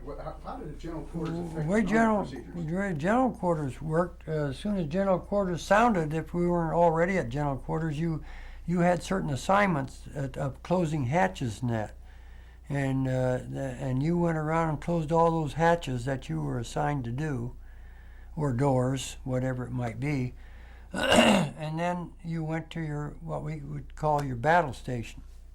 Now, that would be, I would be up on the flight deck as a fuel talker. So none of the time you're down in the Hangar deck. in the dope room. Yeah, That's your regular job. yeah, And then your battle As soon station as was general on the flight quarters sounded by you, I would go to the flight deck. deck. And that's where you were a fueler, telephone. Yeah, talker, yeah. Okay. And now those telephones, do they operate like a telephone you have in a hotel? Yeah. How would they work? They were. You had your headset and just the talker on, basically, and Were you're those talking to the. It was a wire. No, it wasn't Was it wireless. It wasn't wireless. It wasn't a sound powered. No, it was. It might be sound powered, but there was wires. You know. I mean, it wasn't wireless type. And so you had, and from there you would be talking to the Combat Information Center, it would go CIC? No, I would be. I was just talking to the fuel room down about the sixth or And that seventh would be deck. refueling aircraft in. Yeah. Mm-hmm. And that was your battle station. Yeah. Yes. Now, That was my battle station, but they didn't leave me there in the battle. I went over and loaded ammo for the 20mm guns. so in addition, when there was no planes at fuel, Mm-hmm. then you did what? Well, if it was imminent attack coming, then the chief warrant on the flight deck, he said take cover. So I would just go over to the ports. I usually went over the port side to the 20mm gun crews there, and they just didn't have enough guys to reload the magazines. So we reload the magazines and pass the magazines to the gunners. They were burning that ammo up like mad. Well, 20mm magazines, what are those, what do they look like? Well, the shells were about that long, and they would if they hit the plane, they would explode on impact. How many shells were there by themselves, or were they in a And spring shells? No, they were in a round magazine, and you just punch them into this magazine. I couldn't tell you how many was in one of them, but They're pretty heavy. they weren't real heavy because I just passed them out to the loader. And you would be taking them out of the magazine itself? And well, what we would do is right underneath the flight deck by the guns. Here's the guns out here, and we're in this little room, and we got all the 20 millimeters stacked on this here table, and we're just loading them magazines as fast as we could load it, and then pass them out to the loader. Load the guns. So they were really using them quite a bit. Oh, they were burning that stuff up like mad. Well, I can't think of his name now, but I always remember his name, but he's dead now. His wife is here, Amber. I can't think of her last name. Hartlove, yeah. Hartlove, yeah. Yeah, Hartlove, he was one of the gunners. I always remember him because he was a gunner, and I was passing the load to the loader who was loading Hartlove's gun. But he was one of those 20 millimeter. He was a 20 millimeter gunner, So yeah. probably a gunner's mate, huh? Well, I don't know if he was that or not, but he was one of the he was one that did the firing. So when you were so that's kind of the routine of general quarters. Yes. So when there weren't any planes to go, you were helping out with the 20 millimeters. The general thing was to go to the flight deck for fueling, fuel the aircraft, and once they're gone, then you either take cover or you go help maybe help the gunners, which I did. Now, when you left Pearl Harbor right after Coral Sea, and you'd had 3 days or 2 days to get ready. For Midway. And you didn't know where you were going, but you were heading south or southwest. No, we were heading more west. Midway's more northwest. We're heading Northwest. Oh, you know, they were saying we were going up to Alaska. I remember that now. Somebody said, yeah, we're heading up towards Alaska. See, but we were heading on north of Midway, but we weren't going to Alaska. I remember that. So did the weather change, or was it? No, same because we were heading towards Midway, and it was typical tropical climate. And so when you, what kind of information did you finally start to get that you were into something big? Well, I believe that the information that we had, just as seamen and that we were going to something big at Midway, but I don't think we fully understood the Japanese force that was approaching Midway, the size of it. I'm not too sure that. Well, I guess the admiral knew the Japanese force that was approaching, but and the captain of our ship probably knew, the task force. Well, when did you begin to get some idea that this was a big deal, much bigger than Coral Sea? I don't think we knew. We just knew that we were dispatched quickly out of Pearl Harbor, that there was something big, but I had no idea. The first day of air operations. The first day of Japanese was what, June? Yeah, well, I remember that at Midway. That was about noon. Yeah, it was about noon because I was on the flight deck, of course, with the fueling crew, and the flight deck officer, I guess it would be, or no, it would be the gunnery officer, whoever was in charge of. Okay, start firing. Anyway. He said, "Enemy." I remember he said, "Enemy planes approaching the ship. Stand by." And then when the enemy planes came over high and started their dive, the gunner officer, I could still hear him say, "Open fire," and boy, they opened fire. Could you see anything? I couldn't see anything. But they were firing something terrible. Yeah. And that was it. All you could see would be the Japanese planes coming down in a dive. And it was releasing the bombs. And they were Japanese dive bombers. Yes, because we took. I think we took a hit up by number 1 elevator, and we took a hit up in the island. And we took a hit right where I was at, because I was a talker, but then the talk. It was. I always remember the time because it was noon, And the guy in my division came up to relieve me. And I said, don't relieve me. I might as well stay on the phones. He said, no, I've got to relieve you. And I gave him the phones, and I went over to help on the guns. And when that bomb hit, that wounded him pretty bad. I probably would have killed me, and it wiped out that 1.1 gun crew there. I don't know if it wiped everybody out, but it pretty well decimated all of them. So he convinced you to relieve you at noontime? Yeah, it was noon. He was due to take over from 12 to 4. Right, it was the 12 to 4 one. Well, Probably. yeah, because I've been on it all morning. So. And so, and he relieved you, and you. How long had it been since you left when that bomb hit? Well, as soon as he came up to relieve me, the gunnery officer said that enemy planes approaching. It couldn't have been over 5 or 10 minutes. I got over on the port side, and were you helping the gun crew? I was loading the magazines with 20 millimeters shells, and they were using them up pretty fast. So you were how far away from where you were before? I was just right across the deck. About the deck was the deck's 50 to 75 feet wide. So I just went from the island right straight across to that gun crew. Oh, so you're all the way over the flight deck? Yeah, over on the other side of the flight deck in the catwalk. In the catwalk. You were on the starboard side. Yeah, I was clear over by the island on the starboard side, and I went from the starboard side to the port side across Okay, so the you were deck. 50, 60 feet away. Yes. All the way across. Sure. You were a distance then. Yes. Okay. And so that really saved your life, really. I think you're right. Yeah. Yeah, because like I said, the man that relieved me, he was a pretty muscular, athletic type person, and he took quite a few shrapnel hits. He lived.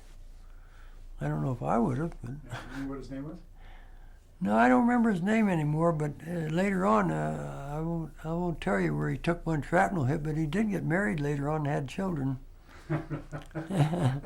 We saw him in the hospital over in Pearl Harbor. I'll tell you later. My wife isn't here. But so he at that point, and that was still the first day. Yes. And you took three major shells on the flight deck. Well, as far as I can remember, there was one up by number 1 elevator, because I got pictures showing them repairing the deck there. We might have had more than one. Well, we had I don't know if we had more than one attack on the dive bombing, but then the torpedo planes came in, and I was on the port side, and that's where the torpedoes hit.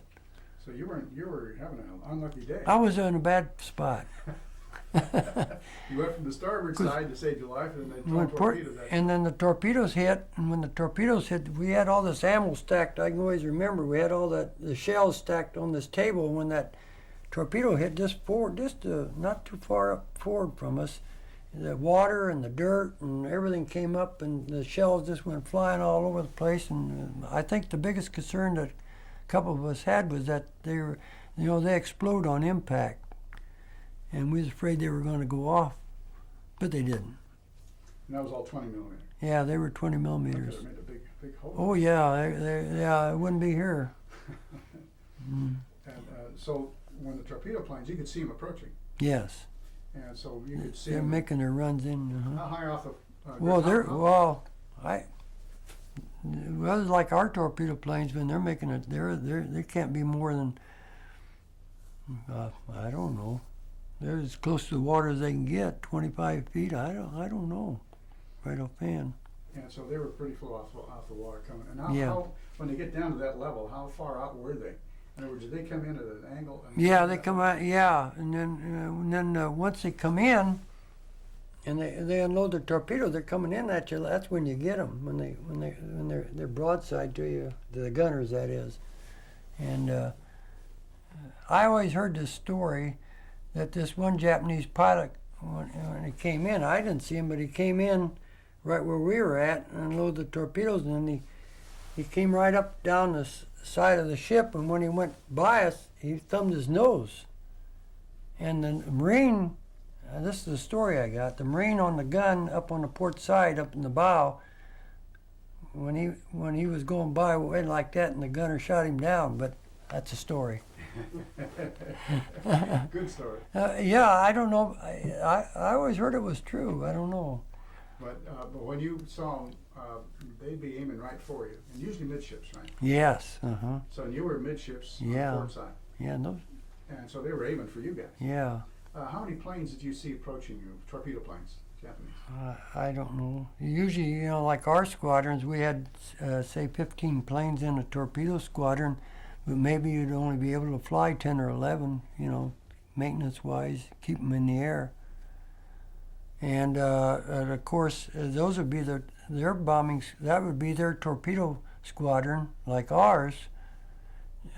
But they were coming from, the way I understand it and what I read, they were coming basically only from one carrier, because we had already bombed and practically sunk the rest of their carriers, or on fire.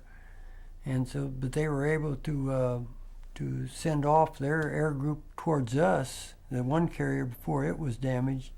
Well, I remember how many, you saw one coming at you. How many other torpedo planes do you remember? I don't know. That one, but that one did hit the ship. That one, yeah. Their torpedoes, one that hit right forward of us, two of them. And two I think it torpedoes. was two torpedoes. So it's been 2 planes then? Yeah, it'd have to be 2 planes. Yeah. Oh, I'm You sure. only carried 1 torpedo. I'm sure. I don't know why. I always thought about it. Why they always pick the port side to attack rather than the starboard side, which has your island and everything. You know, more vulnerable. But that's the side they come in on. And so when they came there and dropped their torpedoes, then they'd have a lift. And that's Yeah, they that's when they're vulnerable. You know, they're broadside to the deck like that, and the gunners can get them as a rule. There's not many that I know of, the dive bombers and that. We've had. I know one Japanese plane just came down in pieces on the flight deck. One guy says, one of our guys said that they picked up part of the crew on that plane, you know, in pieces, you know, when they, of course. Now the one that those 2 torpedoes that hit the time you were there Mm-hmm. On that first day, that would have been June the 4th. How many those? Well, that was very damaging then. That's when. Did the ship take a list of? Oh yeah, we as soon as torpedoes hit, and of course you're getting all this water in, the ship started to list right away. Because at the time I was standing there thinking, well, is it going to roll over? You know, is it going to go all the way over? Is it going to capsize? Because the whole ship was just going. You're not used to that. But it didn't, and it stopped. Remember how far it listed? Yeah, because I remember when I abandoned ship, I had to crawl hands and knees back. On my hands and knees up the flight deck on the starboard side to go down. So you wanted the side of the island. You didn't want to go on the side that was. Well, for some reason or other, we were all going down on the starboard side because it was mostly out of the water. And the port side, and you can see those pictures of mine in there. Shows a list on it. It was listed pretty badly. So you'd say it was 20 degrees, 30 degrees, 18? Oh, well, you know, I read in our book here 90 degrees. Well, I'm not going to buy that 90 degrees, but I would say it's 75 anyway. Yeah, because that port side was I should have stepped right off into the water, you know. As a 90-degree angle, it wasn't straight up and down. No. So it's probably Yeah. 30 Yeah, you can degrees see in the forward. picture there, yeah. Pictures we got, well, there's a picture there, but they, it was pretty listed because, like I said, most of us abandoned ship on the starboard side, and I had a hand crawl up that flight deck to get up to the Well, starboard side. How long was it from the time that you got hit till you got the orders? Were there any more attacks to the ship? Well, we got the bombing attack first, naturally, and they made their bombing runs on us, and we got our bomb hits. No, yeah, there was an interval of time before the torpedo planes came in, because I went down to the hangar deck and to see what happened down there, and I know my chief says, well, they're using our shop for the dead guys, you know, and in our shop, and I remember that, and I went down there to see what what that one bomb hit on the flight deck had done down below, and it had killed quite a few guys on the hangar deck. And he was using our shop to put the bodies in, and he told me that, my chief. And so then I went back up to the port side. There must have been an interval. Oh, I don't really know, but I would say there could have been an interval an hour or two. Mm-hmm. Between the bomb attack and the torpedo attack. Maybe more. I wouldn't want to. So it was like mid-afternoon or something. Oh yes. Mm-hmm. When they. I think so. Then how long after that torpedo attack did you get orders to abandon ship? Well, it didn't seem like it was very long, because we got that list and from those torpedoes, and then the captain Buckmaster passed the word to abandon ship, and of course everybody went over the side. So within the hour, I'd say. Even it could have been even less, because I think I don't know why they've always censored Captain Buckmaster for abandoning ship too soon, but you really didn't know whether that ship was going to turn turtle. And what was the general feeling? What was it? How did you feel when you got that order? Just abandon ship. That's all. We've been drilled for years. And so you ran like mad. No, I crawled up that flight deck so I could get over the side. And I got down on the starboard side after I crawled up there and got down in the boat pocket to go over the side. I noticed that all the guys had taken their shoes off, and they were all lined up in a row. So I took my shoes off and lined them up with the rest. I always remember that. I don't know why. And I went down a rope to the water, and I started to go to a raft, and there was a young kid. He liked to drown me. He couldn't swim. So I said, "Here, you take my place, and I'll just float away," because I had a life jacket on. I just floated away. And he was on the raft. Well, he was on the raft. Yeah, I pulled him. He was younger than me, but he couldn't swim, and he was panicking. You gave him your life jacket? No, I didn't give him. I just pulled him over to the raft. Here, get a hold of the raft, and I floated away because there wasn't any more room. Well, there was no fire. No fire. Was there oil on the water? Yeah, a lot of oil. How did guys react to the oil and water? How did guys do that? You know, I was floating out there by myself, except I had one or two guys came by, and I had some food in my pocket. I still have my anti-flash clothing on. You wore anti-flash clothing then, so if you got a near bomb hit, that anti-flash clothing would keep you from being burnt. So I had my hunting knife on me, and I just cut all my clothes away after I ate the food that I had in the pocket, the candy bars.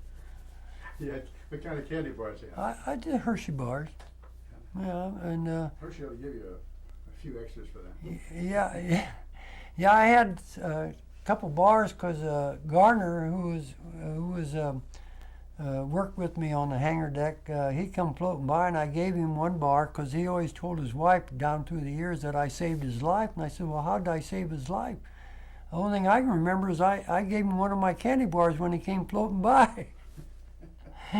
So then I took my hunting knife and cut all my clothes away except my shorts. That's all I had on, my hunting knife on my belt and my shorts when I got aboard the destroyer. Why did you cut your clothes away? Well, they were water soaked.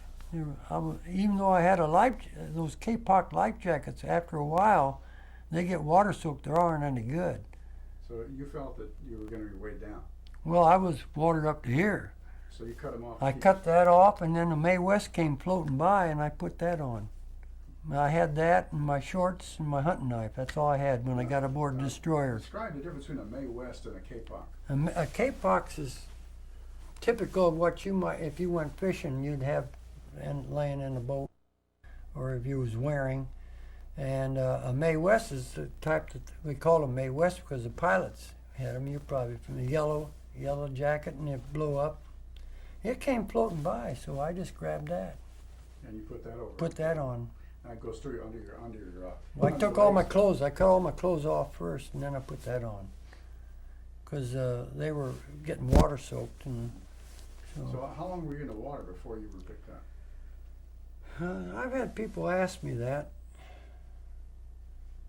It could have been an hour, at least. Maybe longer, because I went over to one destroyer and tried to get on it, and they said, "Get off! The Japanese are attacking. Get off!" And I slid back down the rope and back into the water. It wouldn't take me aboard. What do you feel about that? Well, I don't know. There was not much feeling at the time. I don't know. It's just you're there and you do the best you can. And when you, after the first destroyer had to go off, Yeah, leave me. Then I did floated. another one return? Well, then I finally found another one that I got aboard. And how many other survivors were aboard ship? Oh, there was on that destroyer. I got down into. Well, they said the Japanese are attacking again, and I went into in the fantail of the destroyer. There was a compartment right below there, and I went down there, and we probably had. I probably was amongst about a dozen guys at least, and one guy had a big shrapnel wound in his top of his foot, and he was just spurting blood. And I said, nobody do anything, so I grabbed a sheet, tore it up, and packed it, and told them to call a corpsman, and they came and got him. But we had quite a. We must have had. Whoa, that destroyer was loaded with a bunch of us. We got transferred to a cruiser. There might have been 100 on that destroyer. And they'd only have a complement of maybe 100. Yeah, yes. Bigger than the crew. Oh, yes. Well, one of the crew gave me a pair of dungarees to put on. I think a lot of the crewmen took their clothes and gave them to our guys. You know, they didn't have any clothes on. But we had wounded aboard there too. Because I know when this guy had this wound in his foot, and I told him to call a corpsman, and the corpsman came down and took him up to by the bridge. I think there was a doctor up there that was working on the wounded. And so how long were you, now, of course, you were in the below and fed and cleaned up and showered. Yeah. How did it actually occur? You were on the main deck? Well, we weren't cleaned up. They just gave us a pair of, the crewman just said, "Here, a pair of my dungarees, you know, you can put them on." And then we were on there, and later in the day, it had to be later in the day, we were breech buoyed over to a cruiser. Tell me what a breech buoy is. A breech buoy is a line that's put between two ships. It's a big manila line that has a pulley on it, and it has a basket underneath it, and you can sit in that basket, and then the crew pulleys you over to the other ship, and so then they put you over to the other cruiser, and they put us over on the cruiser to get rid of us, I guess. And then the cruiser breech buoyed us over to a submarine tender that was out there, and the submarine tender took us back to Honolulu. So, you remember what the name of the destroyer or the cruiser was? I think the destroyer was the Hammond, and it was destroyed. You know, it went pulled up alongside the Yorktown to man the carrier, and that's when the Japanese submarines torpedoed the ship again on the starboard side, and of course torpedoed that destroyer. So the Hammond that picked you guys up. Yeah, Hammond picked me up. Yeah, they lost almost all their crew on that one. Yeah, oh yeah, they did. Yeah, besides our survivors that was on there, but I don't know if there's any survivors there because we all got transferred to the cruiser. You remember which cruiser that was? Yeah, it was a Helena, I think. Oh, the Helena. Yeah, it was my sister ship. Yeah. Mm-hmm. Yeah. And so, from your beach boy then to the submarine tender, remember the name of that ship? I don't remember the name of that submarine tender. And they took us back to Pearl Harbor. I think there was only one sub-tender in that. Yeah, there was only one. Yeah, there was only one that I know of. And so, now that was all on the first day. Yeah. Mm-hmm. Yeah, all those transfers. Yeah, transfers. Before dark. Mm-hmm. Yeah, before dark. What when you finally got on the sub-tender, what was it like now? Well, everything was quiet. There was no action. There was nothing going on. And the food and how did it happen? We had, all my hands were tore up, so I couldn't, the guys had to feed me Why were your hands torn up? from the Manila lines. When they told me to get off the ship, they made me slide back down at Manila line. So you didn't go hand over hand. No, You slid. yeah, and it just ripped my hands open. And so when I got aboard the cruiser, they bandaged my hands up, and then my one of the guys that went in the Navy with me was Ray Garrett. He, I guess I told him, you got to feed me because I can't feed myself. So And that was good when your hands were all, and that was from sliding down that line. Now, Yeah. How long a line would that have? Be 150, Well, 200 feet? well, no, a destroyer wasn't that long, but that old No, Manila no. line is rough. No, this is from not from the Yorktown. No, not from the Yorktown. From trying to get aboard the destroyer. So you were climbing aboard. I was trying to get aboard there on the rope, and then when they told me, well, maybe I should have just let go and dropped, but I slid. I didn't realize what that Manila line was doing to my hands. Yeah. I didn't even. You didn't even feel nothing, and you didn't know it till after you got aboard the ship, and then you realize, oh, look at my hands. They're all Yeah, you're still in shock. they're all bloody. Yeah, I guess so. So that, and that was the Manila line was when you were on the alongside the destroyer. Yeah, that was just a Manila line because the first line I tried to get up, so they told me to get off. That's when I tore my hands up. Yeah, it was on when you were Yeah. trying to get off that first ship. But like you say, shock, you don't realize the pain. No. So that when you were on the subtender now, they were Mhm. starting to. They had some people that tend to your care. Yeah. What happened then? Now you're still covered with oil. Your hands are all. Yeah, bandaged up? yeah, we, Did they take care of your hands and things? They took care of the hands, wrapped the hands, bandaged the hands, and I trying to think if we got I think we were able to get a shower or something on there, or some kind of a shower to wash the oil off of us. And That was pretty hard to do. yeah, it was. Yeah, I just don't remember. And then all I remember is that they took us back to Pearl Harbor and they took us up in the mountains to hide us. The Japanese didn't know what they had done, so they didn't know they had sunk us, basically.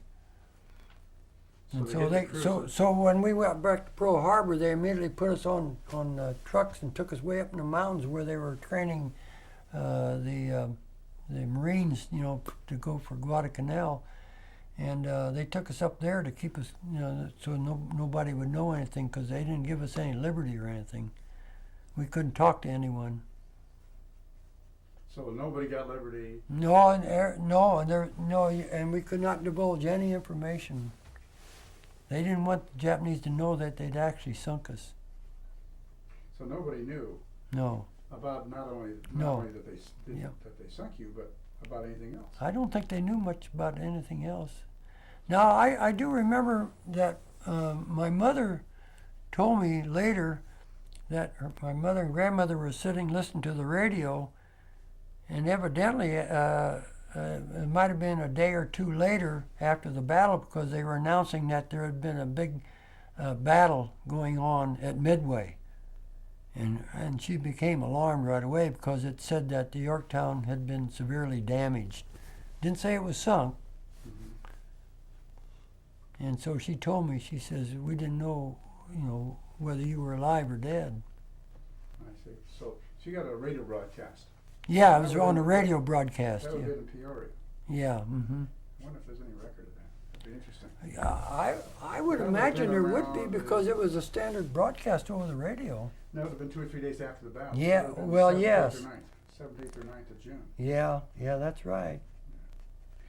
So when you were up in, you took up the mountains. Remember where that was? Which camp? Which Marine Corps camp? Well, it wasn't. It was a training camp. Boy, it was up there in the mountains. I mean, and you couldn't get out of that camp because if you tried to get out of that camp, that Marine would shoot you that was on sentry duty. In fact, we heard him shoot once, and somebody said, what did they shoot? And he said they shot a dog. But anyway, so we were up there in the mountains pretty, I don't know, in Oahu, some camp way up there. And you couldn't see out from there. You couldn't see anything else. Oh no, you couldn't see nothing. It was up in the mountains there. You didn't see anything. And how long were you there?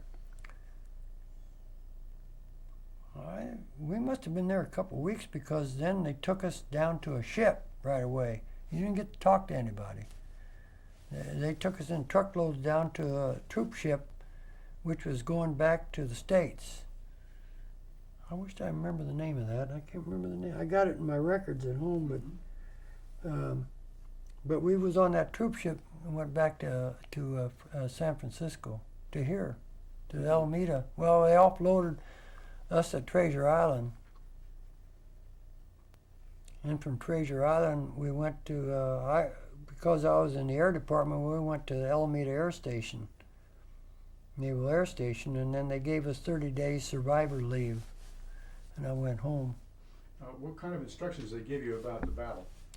You mean afterwards? Yeah, when you were at Alameda and you were given 30 days leave. I think by then we already knew, you know. My goodness, it must have been a month had passed by then, and pretty much out about the battle. And I'm not sure whether the United States knew that we lost our ship, though. It still wasn't. No. I don't think so. Mm-mm. But did they give you instructions of not talk about anything or anything? I can't remember, because we went over the Alameda Naval Air Station, and then we were given 30 days leave, and we got on a train and went home. I don't think they told us. So you went from probably from Oakland. We were at Treasure Island. They offloaded us in San Francisco, and then Alameda. We went so you to. probably took a train from there. Yeah, I took the train back home. And you went to Chicago and then to Peoria. Yeah. Mm-hmm. And yeah. What was now train life was a little different then. Tell me what it was like. Oh, she can tell you about that. She was on there too. She was on another one later, but anyway, it was like regular troop train. You're just packed on there, and I remember maybe going back to Peoria. I think I was able to sit down on the train going back, but when I came out of Peoria going back to Alameda, I stood almost 2-3 days. I didn't have a seat. I gave my seat up to a woman who had a young baby who was going to meet her husband, and so I gave her my seat, and I stood. But everybody can you imagine going from like Illinois, from Chicago to San Francisco, and you're standing on the train like on a subway, and that's what we did. We were just so packed on the trains that you just stood. And that you did all the way to Chicago on the first one. It was Well, pretty packed. You had seats. yeah, going wasn't so. Going to Chicago, we had seats, but the time we was going back to San Francisco, there was a lot of troops on the train then. And now so, you were still recovering from your hand wounds and all that. yeah, that pretty well healed up by then. So now, when you got home to Peoria, this would have been in July probably. Yes. Of 42. 1942. What was life like? You hadn't been at home for a while. Well, Since about 1940, right? yeah, things. Let's put it this way. Already then, by then, the battle had been. Well, you saw my board. We were in the newspaper, our pictures, and the battle, and we were able to talk about it by then. And we gave the newspapers an account of what my mother did, I think. Anyway, we were in the newspaper, so you weren't treated. You never been treated so good as we were treated back in the town when. Well, give me an example of that. Well, if you went to a bar, you didn't buy anything.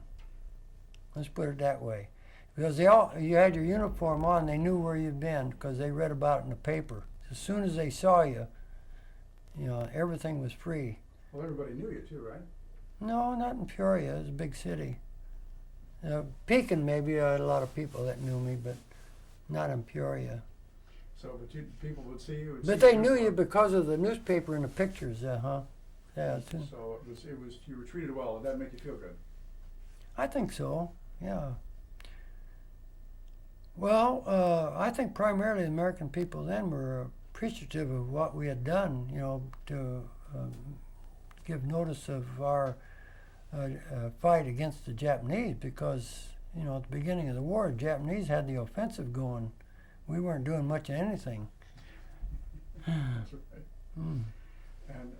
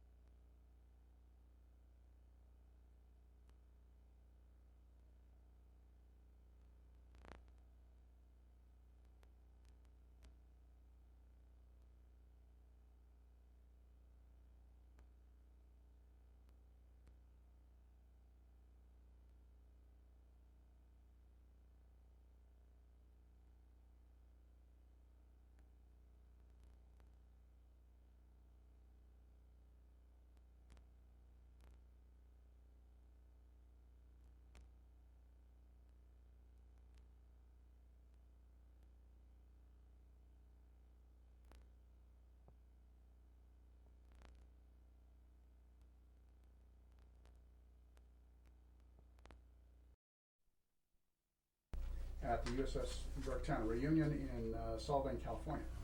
And Bob, we were talking about how you just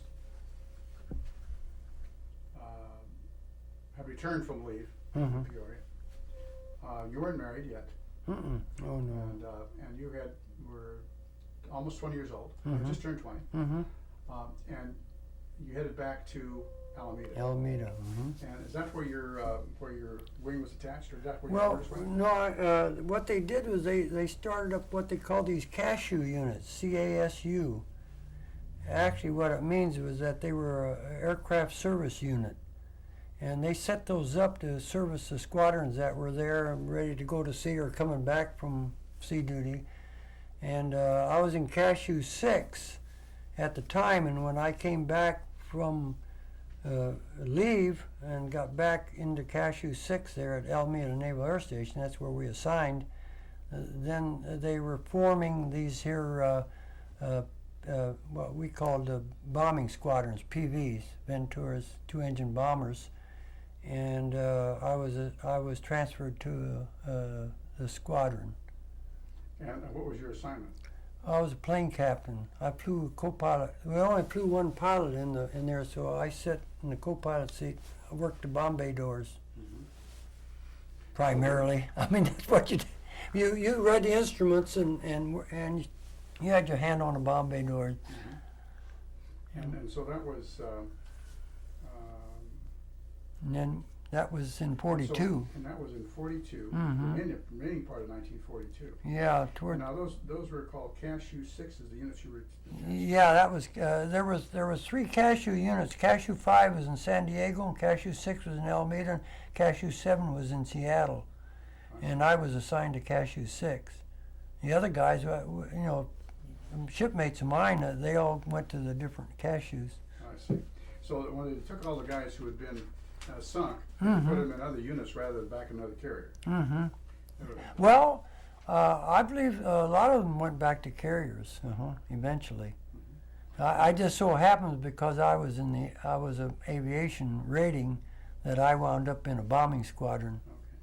Okay. Now, I could have wound up in an air group too, but I didn't. So now PV stands for what? A patrol. It was put out by Vought. V is I think was Vought.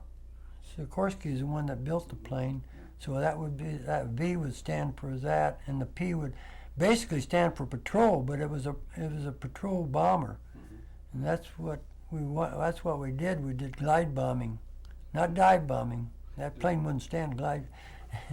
So glide bombing is pretty vulnerable stuff. Yes, it was. Because it's low. It's Well, in Alameda, we would go over to a target. Yeah, it'd be glide bombing. You go down and release the bombs, and then pull back at training. And how long were you in Cashew 6? No, then that's when I was in this bombing squadron. Cashew 6, I was only in there. As soon as I came back off of leave, I was only in there a week or two. Oh, then you went to the PV? Yeah, went to. And what was that unit? What was it called? I think that was VB 137. And that was the two-engine bomber. Yeah, two-engine. Right? How long were you with that unit? I'm sorry. How long were you with? Well, we went. We trained there. Let's see, and then we went overseas. We got over to. I wound up in Kaneohe, and when we wound up in Kaneohe, they streamlined the squadron that eventually went on over to Tarawa or somewhere. Not Tarawa, no. Anyway, they went over to the certain island, and they left a bunch of us behind. So I wound up in a patrol squadron then. A PBY squadron. When I showed you the picture, we were flying PBYs and PB2Y2s, the 4-engine bombers, out of Kaneohe. I got left along with a bunch of other guys. Tell me what a PB. First, people don't know what a PBY is. Oh, patrol bomber, put out by Consolidated. Y stands for Consolidated. Consolidated built the aircraft. Consolidated built the PBY. That you've got a picture of here, and then you don't see any of the pictures of the 4-engine bombers, but they were 4-engine bombers called a PB2Y2, yeah. But that just means that they were the second model put out by Consolidated and had a couple of changes. But they were 4-engine bombers. And how long were you in this bomber squadron? I was in that squadron for 18 months. And then I was sent back to I was assigned to aviation instrument school in Chicago. Went to aviation instrument school, overhaul school in Chicago. And you've been overseas at that point. Yeah, and well, yeah. Actually, when I did my 18 months at Kaneohe, I requested a school, instrument school, and I was given that school and went back to Chicago, to aviation instrument school, and then when I got out of there is when I went back to San Diego, to an experimental squadron. I wound up in an experimental squadron and had the Jap Zero. And because I knew how to overhaul instruments, the chief took me into the shop and he said, "You see all them instruments? They came out of that Japanese Zero. They all have to be overhauled before the plane can fly." And we flew that plane. The pilots flew that Japanese Zero after we got it back in shape. No, that was designed to figure out how it worked. Well, the instruments were like ours. He took me in there and showed me instruments. I said, "Well, that's the kind of instruments I learned in school to overhaul. They're Japanese copies, everything." So they're just like ours anyway. Oh, they were just like ours. I overhauled them and they worked. And so then they were able to fly the Zeros. They were able to fly. We went to air shows up and down the coast, and the Zero would be flying. We'd be in a transport plane and looking out, and the pilot would be flying that Japanese Zero, dogfighting with one of our fighter planes, playing around, you know. So it was all for air shows? Air shows and that, yeah. So- Might have been sort of a morale thing, too. Mm-hmm. I don't know. Yeah, I can remember on an American Day in 1944 at the LA Coliseum. Mm-hmm. And he had Zeros come over and they had dogfights and probably those kinds of things. Yeah, yeah. There was morale building in Sure, the community. sure. Okay. And now, when you had those, so that was going in from about 44. You were in about 1944 at that time. 45. 1945. Mm-hmm. And where were you when you finally got the information on that the war was over? I was Now, dating you her. You were a first class petty officer Yeah. at that time? Yeah, I was dating her. Where were you dating? San Diego. In San Diego, and that's where you're stationed. She worked at the base, And so you met your wife in San Diego. Yeah. And what was she doing at the base? Well, Civil service for the Navy. We preserved all the tools. And so but you met your wife at San Diego. yeah, I met her at San Diego. Huh? And she was at the training base. Well, yeah, and my friend, one of my shipmates that I went to school with, him and his wife had an apartment, and she lived in the next apartment. That's how I met her. She lived with her girlfriend in the next apartment. And I'd go visit him, and then I met her. And you fell in love and got married. Well, no. I went back home at 45. I was discharged in, I was discharged in August. Of 1945. Yeah, I think it was September. It was either August or September, and I was discharged, so I went back home, and she got on a train. The war was over, and she went back home to Iowa. She was 120 miles away from me. So I thought, we didn't make connection after that until maybe a month or two went by, and I thought, I'm going to give her a call. And I called her up. She said, "Well, come on over." Of course, she was back home with her folks. She was just a young kid. And so that's how we met then. That would have been 1945. 45. We got married November 22nd, 1945. So you guys were pretty fast now, August and Yeah. November. Yeah, yeah. Yeah, we didn't monkey around. And so when you married in 1945, Mm-hmm. You were out of the Navy. Yes. And what decisions did you make to decide to make a Navy career? Oh, well, we always wanted to go back to California, so we went, and her cousin lived in Montrose, California, up by Glendale. And so we got in our car with the trailer, luggage trailer on the back, and went back there, and I couldn't find a job. And then I finally found a job in a gas station pumping gas, and I said, "This isn't for me." And I went down to L.A. to the recruiting office, and I said, "What do you give me back? I was first class when I got out. What will you give me back?" And they said, "We'll give you a second class." I says, "Sign me up." And then I had to go home and tell her. So you went home, and you didn't tell her that you didn't listen. Oh, yeah, I told her, I said, "I'm back in the Navy." 'cause they swore you in right away. I just thought I'd go tell them what would you give me, and I'll come back. Yeah, So aviation machinist made second class. yeah. Then I went back in as aviation machinist, made second class. Well, the instrument though, Mhm. AMMI, Oh, second AMMI. class. And so the instrument is I specialize in aviation instruments. They had these specialty rates then. Your AMMI, your AMMH, hydraulics, AMMC, carburetors. So, and so now you went home and told her. What did she say? gee, I don't know. I thought I was really going to get it, but she didn't say anything. She said, okay. And that's the way we are. I said I got to go to San Pedro to the receiving station there, and then be assigned. And I was assigned Air Group 1 in San Diego, 1945. Or I'm sorry, 47. Air Group 1? Air Group 1, And so Fighter Squadron, VF-11. You said Air Group 1. Air Group 1, Squadron VF-11, Fighter Squadron. And I was their instrument man in the squadron. Now, between November of 45 Mhm. and the time that you Oh. were assigned, what happened in that? Of course, when I got out and I went back home, got out, then I went to, at the time they were placing servicemen in the jobs that correlated to your rating, and I was an instrument man, and they said, well, the closest we can get here in town is you'll have to be a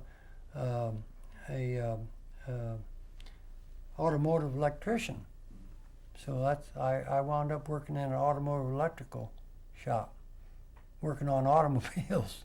And how long did you do that? before Well, you- we did. We lived in Peoria, Illinois, and I worked there for about 6 months, and then we moved over to Muscatine, Iowa, to her place, and I went to work in EMI's Electric in Davenport, Iowa, and then we went back to Illinois again, and we said we want to go back to California, so we loaded up the trailer and left. Now, what made you the decision to come back to California? We always wanted to come back to California. Now, what was it that made the difference? Just the living conditions and everything. That winter, you're not putting up with the winter like back home. And so when you settled in San Diego, Mm-hmm. now that had been 45, 46. Well, it was 47. We wound up in Glendale. And that's when you were in Montrose. Montrose. Glendale, and Yeah, and then San when I Diego. re-enlisted in the Navy, we wound back up in San Diego, but I was in Air Group 1. But you were out almost 2 years by the time you were Yeah, enlisted. almost, a year and a half in a way, yeah. And so in 1947 is when you were assigned to San Diego. What remember time of the year it was? Yeah, it was about September or October, because I went in Air Group 1, and Air Group 1 we went on a world cruise. We went over to I showed you that picture, Tsingtao.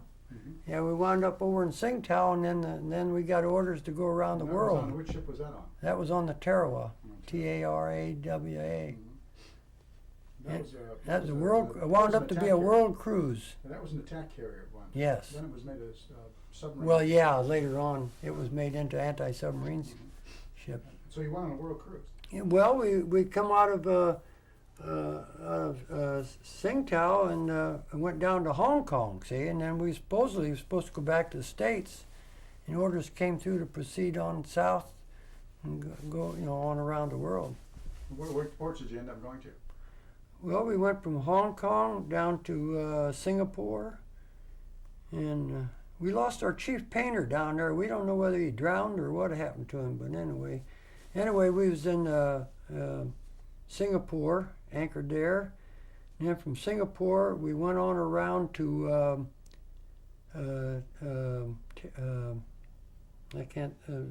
India, right down below India.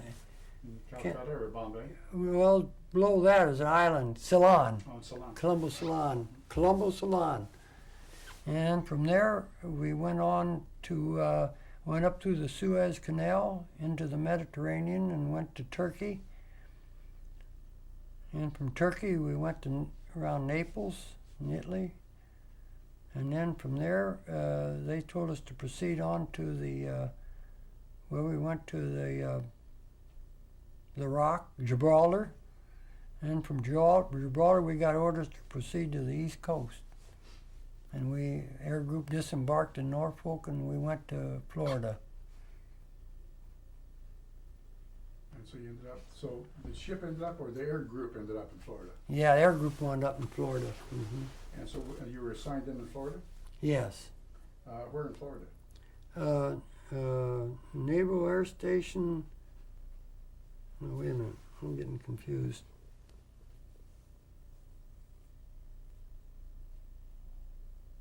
No, that ain't right. Jacksonville, Florida, yeah. Mm-hmm. So you did know it. Yeah. And from Jacksonville, you were there. Now this is almost 48 now. Yeah, and I was assigned. I was in Air Group 1 yet, or I was assigned to CAG. Really, I wasn't in a squadron.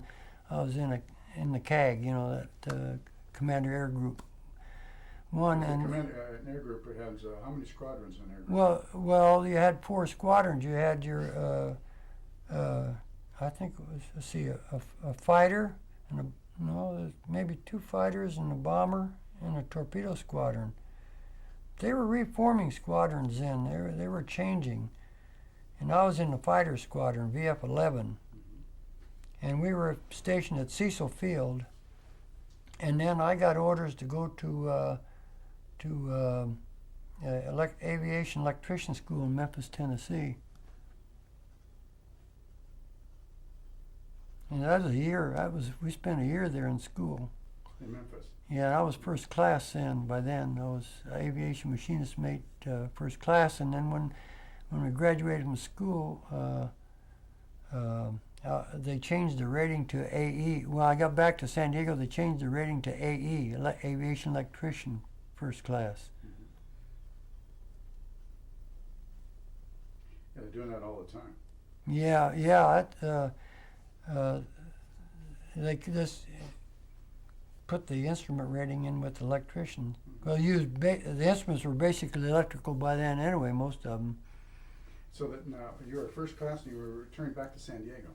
So you'd been to Jacksonville and then to Memphis and then back to San Diego.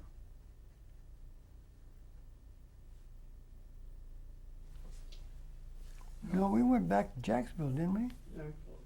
Huh? Norfolk. Oh, we went to Norfolk. Yeah, anti-submarine squadron. Mm-hmm. Yeah, anti-submarine squadron. That's right. Yeah. And you were at first class by that time. Yes, I was first class. And so We were flying torpedo. We were flying TBDs again. Anti-submarines. They made them anti-submarine planes. same thing. Yeah. TBDs. Yeah. I'll be damned. Yeah. We had the old TBDs. God, those things would have been 20 years old by that time. Oh yeah. And there they were. And you know, we lost some guys in the flight crews on those things. They practiced those anti-submarines. You know, go down to the water real low, and they at night they go right in the water. I lost a first-class electrician that was with me. Yeah, there's a problem with those things. Yeah, it was. Yeah, they were. You know, and so your duty throughout has always been in aviation. Yes. And so when you, as a first class and you were back to San Diego, when did you make chief? I made chief in El Centro. I got transferred to El Centro, shore duty, and I made chief there. And I was well, by then we were AEC, and then that's right. Then I was in El Centro and I made chief. I went back to Memphis to school, advanced electrician school. That's when we spent a year there then. Advanced electrician school. So you went back to Memphis again? Memphis, yeah, back to Memphis. Mm-hmm. And then when we graduated out of that school, where'd it go? Back to Florida? Went back to California. Oh, I don't know. I got lost without my books. You know, it always seems to be that I was one of the favorites, that whenever I was on one coast, I'd get transferred to another coast. Yeah, I always say that because that's what really happened all the time.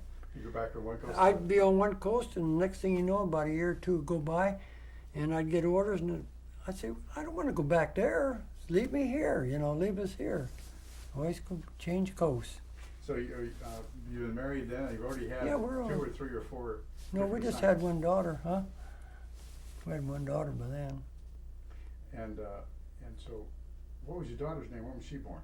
Her name is Nancy Kathleen. She was born in Norfolk in 1951. And so she became a Navy brat. Yeah, that's about right. She was a Navy brat. Yeah, that's right. And so, how long did you stay in the Navy? And when did you retire? I retired after 23 years. I retired in 1964. Is that right? Yeah, May of 1964. Mm-hmm. I was an AECS senior chief. So you're a senior chief out Well, I was instructor. Yeah, I had done. That was my second tour of instructor duty in the Naval Air Mobile Training Detachment. And where did you have your last assignment? My last assignment was in a Naval Air Mobile Training Detachment in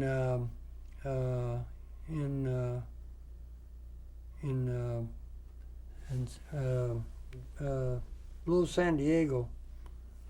Oh, Chula Vista? No, it was based Moffett. I almost had it. It was a helicopter base below San Diego, almost on the Mexican border. Oh. Not San Isidro. Huh? Not San Isidro. No, but it was close. But it was. Oh, Ruth, help me out. I can't remember that base. Mm-hmm. Saved my life right now. But anyway, that's where I retired. The helicopter base there. Yeah. I was instructor in helicopters, auto stabilization. And what was your, as a senior chief, what was your assignment, the last assignment? I was assistant leading chief of the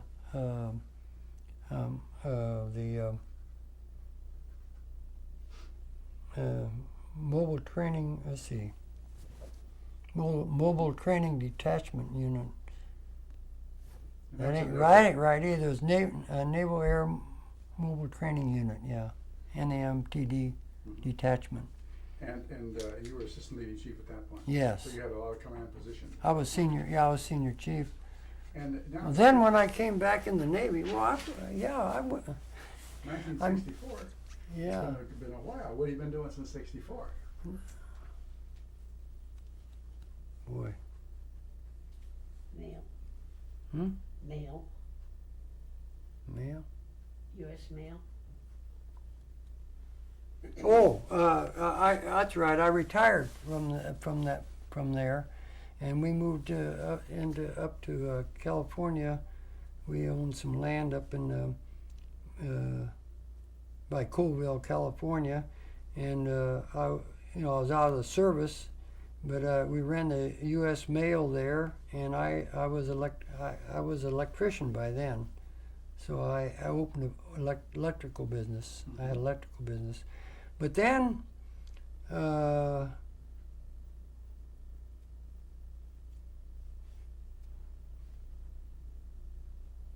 I ain't right either. Department of Highways. No, wait a minute.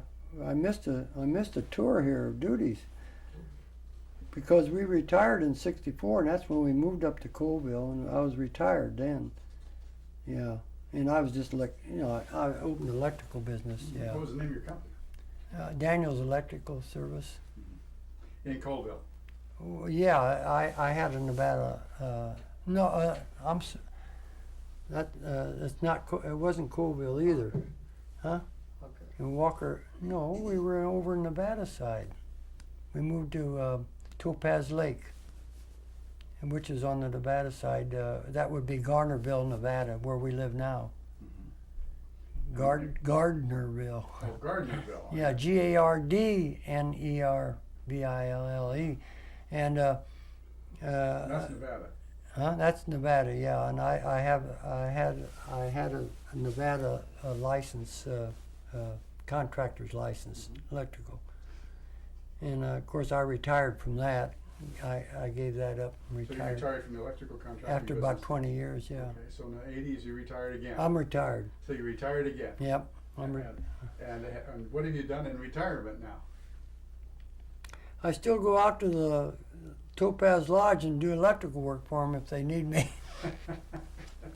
Gambling, casino. So you get a little gambling in and do some No, don't gamble. No gambling, No just do gambling. electrical. Mm-mm. So you and your wife are still traveling. You've been involved in the association at all? Ever since it started. When was that officially started? Well, no, I shouldn't say when. I think we were a little late. 1983, we discovered it and joined it. And so you've gone to most of the reunions? We gone to just about all the reunions except last year we didn't go. It was on the East Coast. Yeah. How many members are still part of the association? Well, that's a good question because the people are dying off pretty fast. We mailed out 300 books. Oh yeah, we mailed out 300 books. That's right. Because you talked to what's her name? Ernestine. You talked to Ernestine out there just before you talked to me, and she's only lives 25 miles from us, so she'd come over because we had the big dining room and we mailed out all the invitations every year, every time we had a reunion. So we do about 300 every year, and you don't see that many here. I don't think there's over 60 here this time. I'm not sure.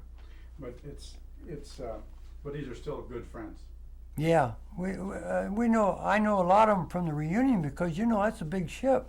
There's a lot of these people. I've probably seen them on the ship and never knew their names or anything. And how many of the just as a curiosity, how many of them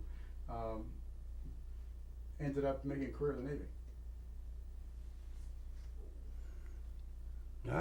I'll tell you, I don't think very many, because I come back in the Navy and I don't run into many of them that were on the Yorktown. I think most of them got You ran out. across the admiral you mentioned once. Who was your? Yeah, he was my division officer, Lieutenant Dahl, and I ran into him in Jacksonville, Florida, and went over and visited him. He was an admiral then, and of course he's long gone too. But and in fact, I was just saying the other day that our guys are disappearing pretty fast around me. Well, we just have to keep your health up. See, Ernestine's husband, Ed, because we lived close there, and he passed away a couple years ago. I did want to, we've had you and your wife now. You raised, how many children do you have? We just have one. One child, your daughter. We have one child. We have how many great-children? 2 grandchildren. 2 grandchildren and 5 great-grandchildren. 5 great-grandchildren. All right. So you have one daughter and how many grandchildren? 2. 2. And how many great-grandchildren? 5 great-grandchildren. Are they all in Nevada or are they California? No, they're split up. The grandson lives in California up by Oakland, or Santa Rosa. Santa Rosa. Santa Rosa, yeah. He lives in Santa Rosa, and our granddaughter does live by us, yeah.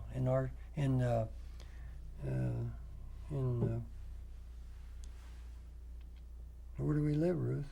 Gardnerville. Gardnerville. So she lives now there? She lives there, yeah. She got 2. Robert in Santa Rosa has 3. He's got all girls. We got 1 boy and a girl from our granddaughter. So you've had a good family life all this Yeah. time too. Yeah. Our daughter lives close to us. That's very nice, very nice. Mhm. One of the things that I always ask at the end of these interviews is everybody has peaks and valleys in their lives. And good days, bad days, good times, bad times. What might be some of the peaks and some of the valleys in your life? I think when we were first married, you know, and working, I mean, don't you think, Ruth? Because we moved around a lot. We couldn't seem to get settled down. We'd either move to her folks in Iowa, or we'd be back over by my mother. And then we decided to go to California. It was just we just couldn't. Maybe it was just me. I couldn't get myself settled down. That's why I went back in the Navy, I guess, one of the reasons. Did you feel that the Navy offered you a home? What was it that? Yeah, I think it was very fortunate that I went back in the service because I retired from there and we live on my retirement. Other than work I do, but. And what would be some of those peaks, some of the real good times?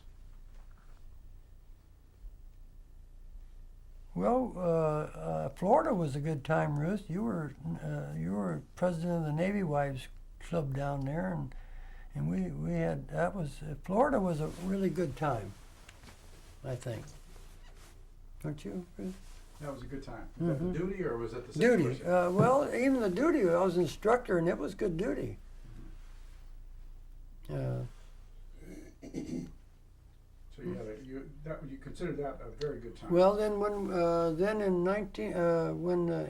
before we went back to school in 1961, I think I was in Alameda then. I was leading chief of the squadron there in Alameda, our air group. I was leading chief of I made senior chief, and when I made senior chief, the executive officer sent the note down and said, "You're the new leading chief of the squadron." So I inherited that. But that was, I guess, I don't know. I think our peak time was, I think Florida was a peak time. We had a pretty good time down there, didn't we? And our low time, of course, whenever we'd go to sea, you know, be gone for a year. I forget how many cruises, about 3 cruises. So, and every time we'd go on a cruise, instead of getting back in 8 months, well, they'd read a letter and say, well, we've been extended for 3 or 4 months. So. Yeah, your groups always work. Yeah, never failed. Yeah. That's right. I had 3 cruises at sea. Oh. I understand. Uh-huh. What we wanted to do though is thank you for your the time. We had a really good time. Appreciate it. You're really making me think. That's what you're doing.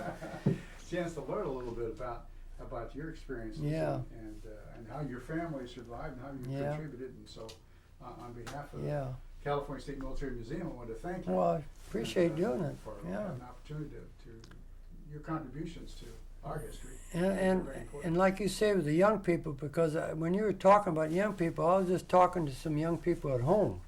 I think it might have been the young people at church, and I'd say, you know, they'd ask me something, and I'd say, well, you know, when I was doing this in the Navy, what was that? They'd say, or you know, they didn't understand at all what the Navy was or what we were doing back there in that day and time. The war. What war is that? You know. I just remember that. They'd ask me that. War? What war is that? And how would you answer that? My answer was, don't you take history in school? I said, if you took history, you'd see a picture of our ship in the history book, because our nephew back in Iowa, when we went back there one year, he was going to high school then, and he broke out his history book, and he says, I told the guys at school that was your ship, and it showed like a picture of our carrier under attack in the history book. So There's not much in history books. That's not much, but it was. I was surprised to see that. I couldn't believe it when I saw it. That's one reason we decided the career. When we checked all the textbooks, there was so little information. Yeah, that would have been in 19. We went back home in around 80 in the 80s, and he was just getting out of high school or been out of high school, and he had that book. Yeah. Well, I'm really glad we had a chance to visit. I appreciate That's it. really great. And, Yeah. now while I've got you, let me get your. You refresh my official- I didn't memory. have-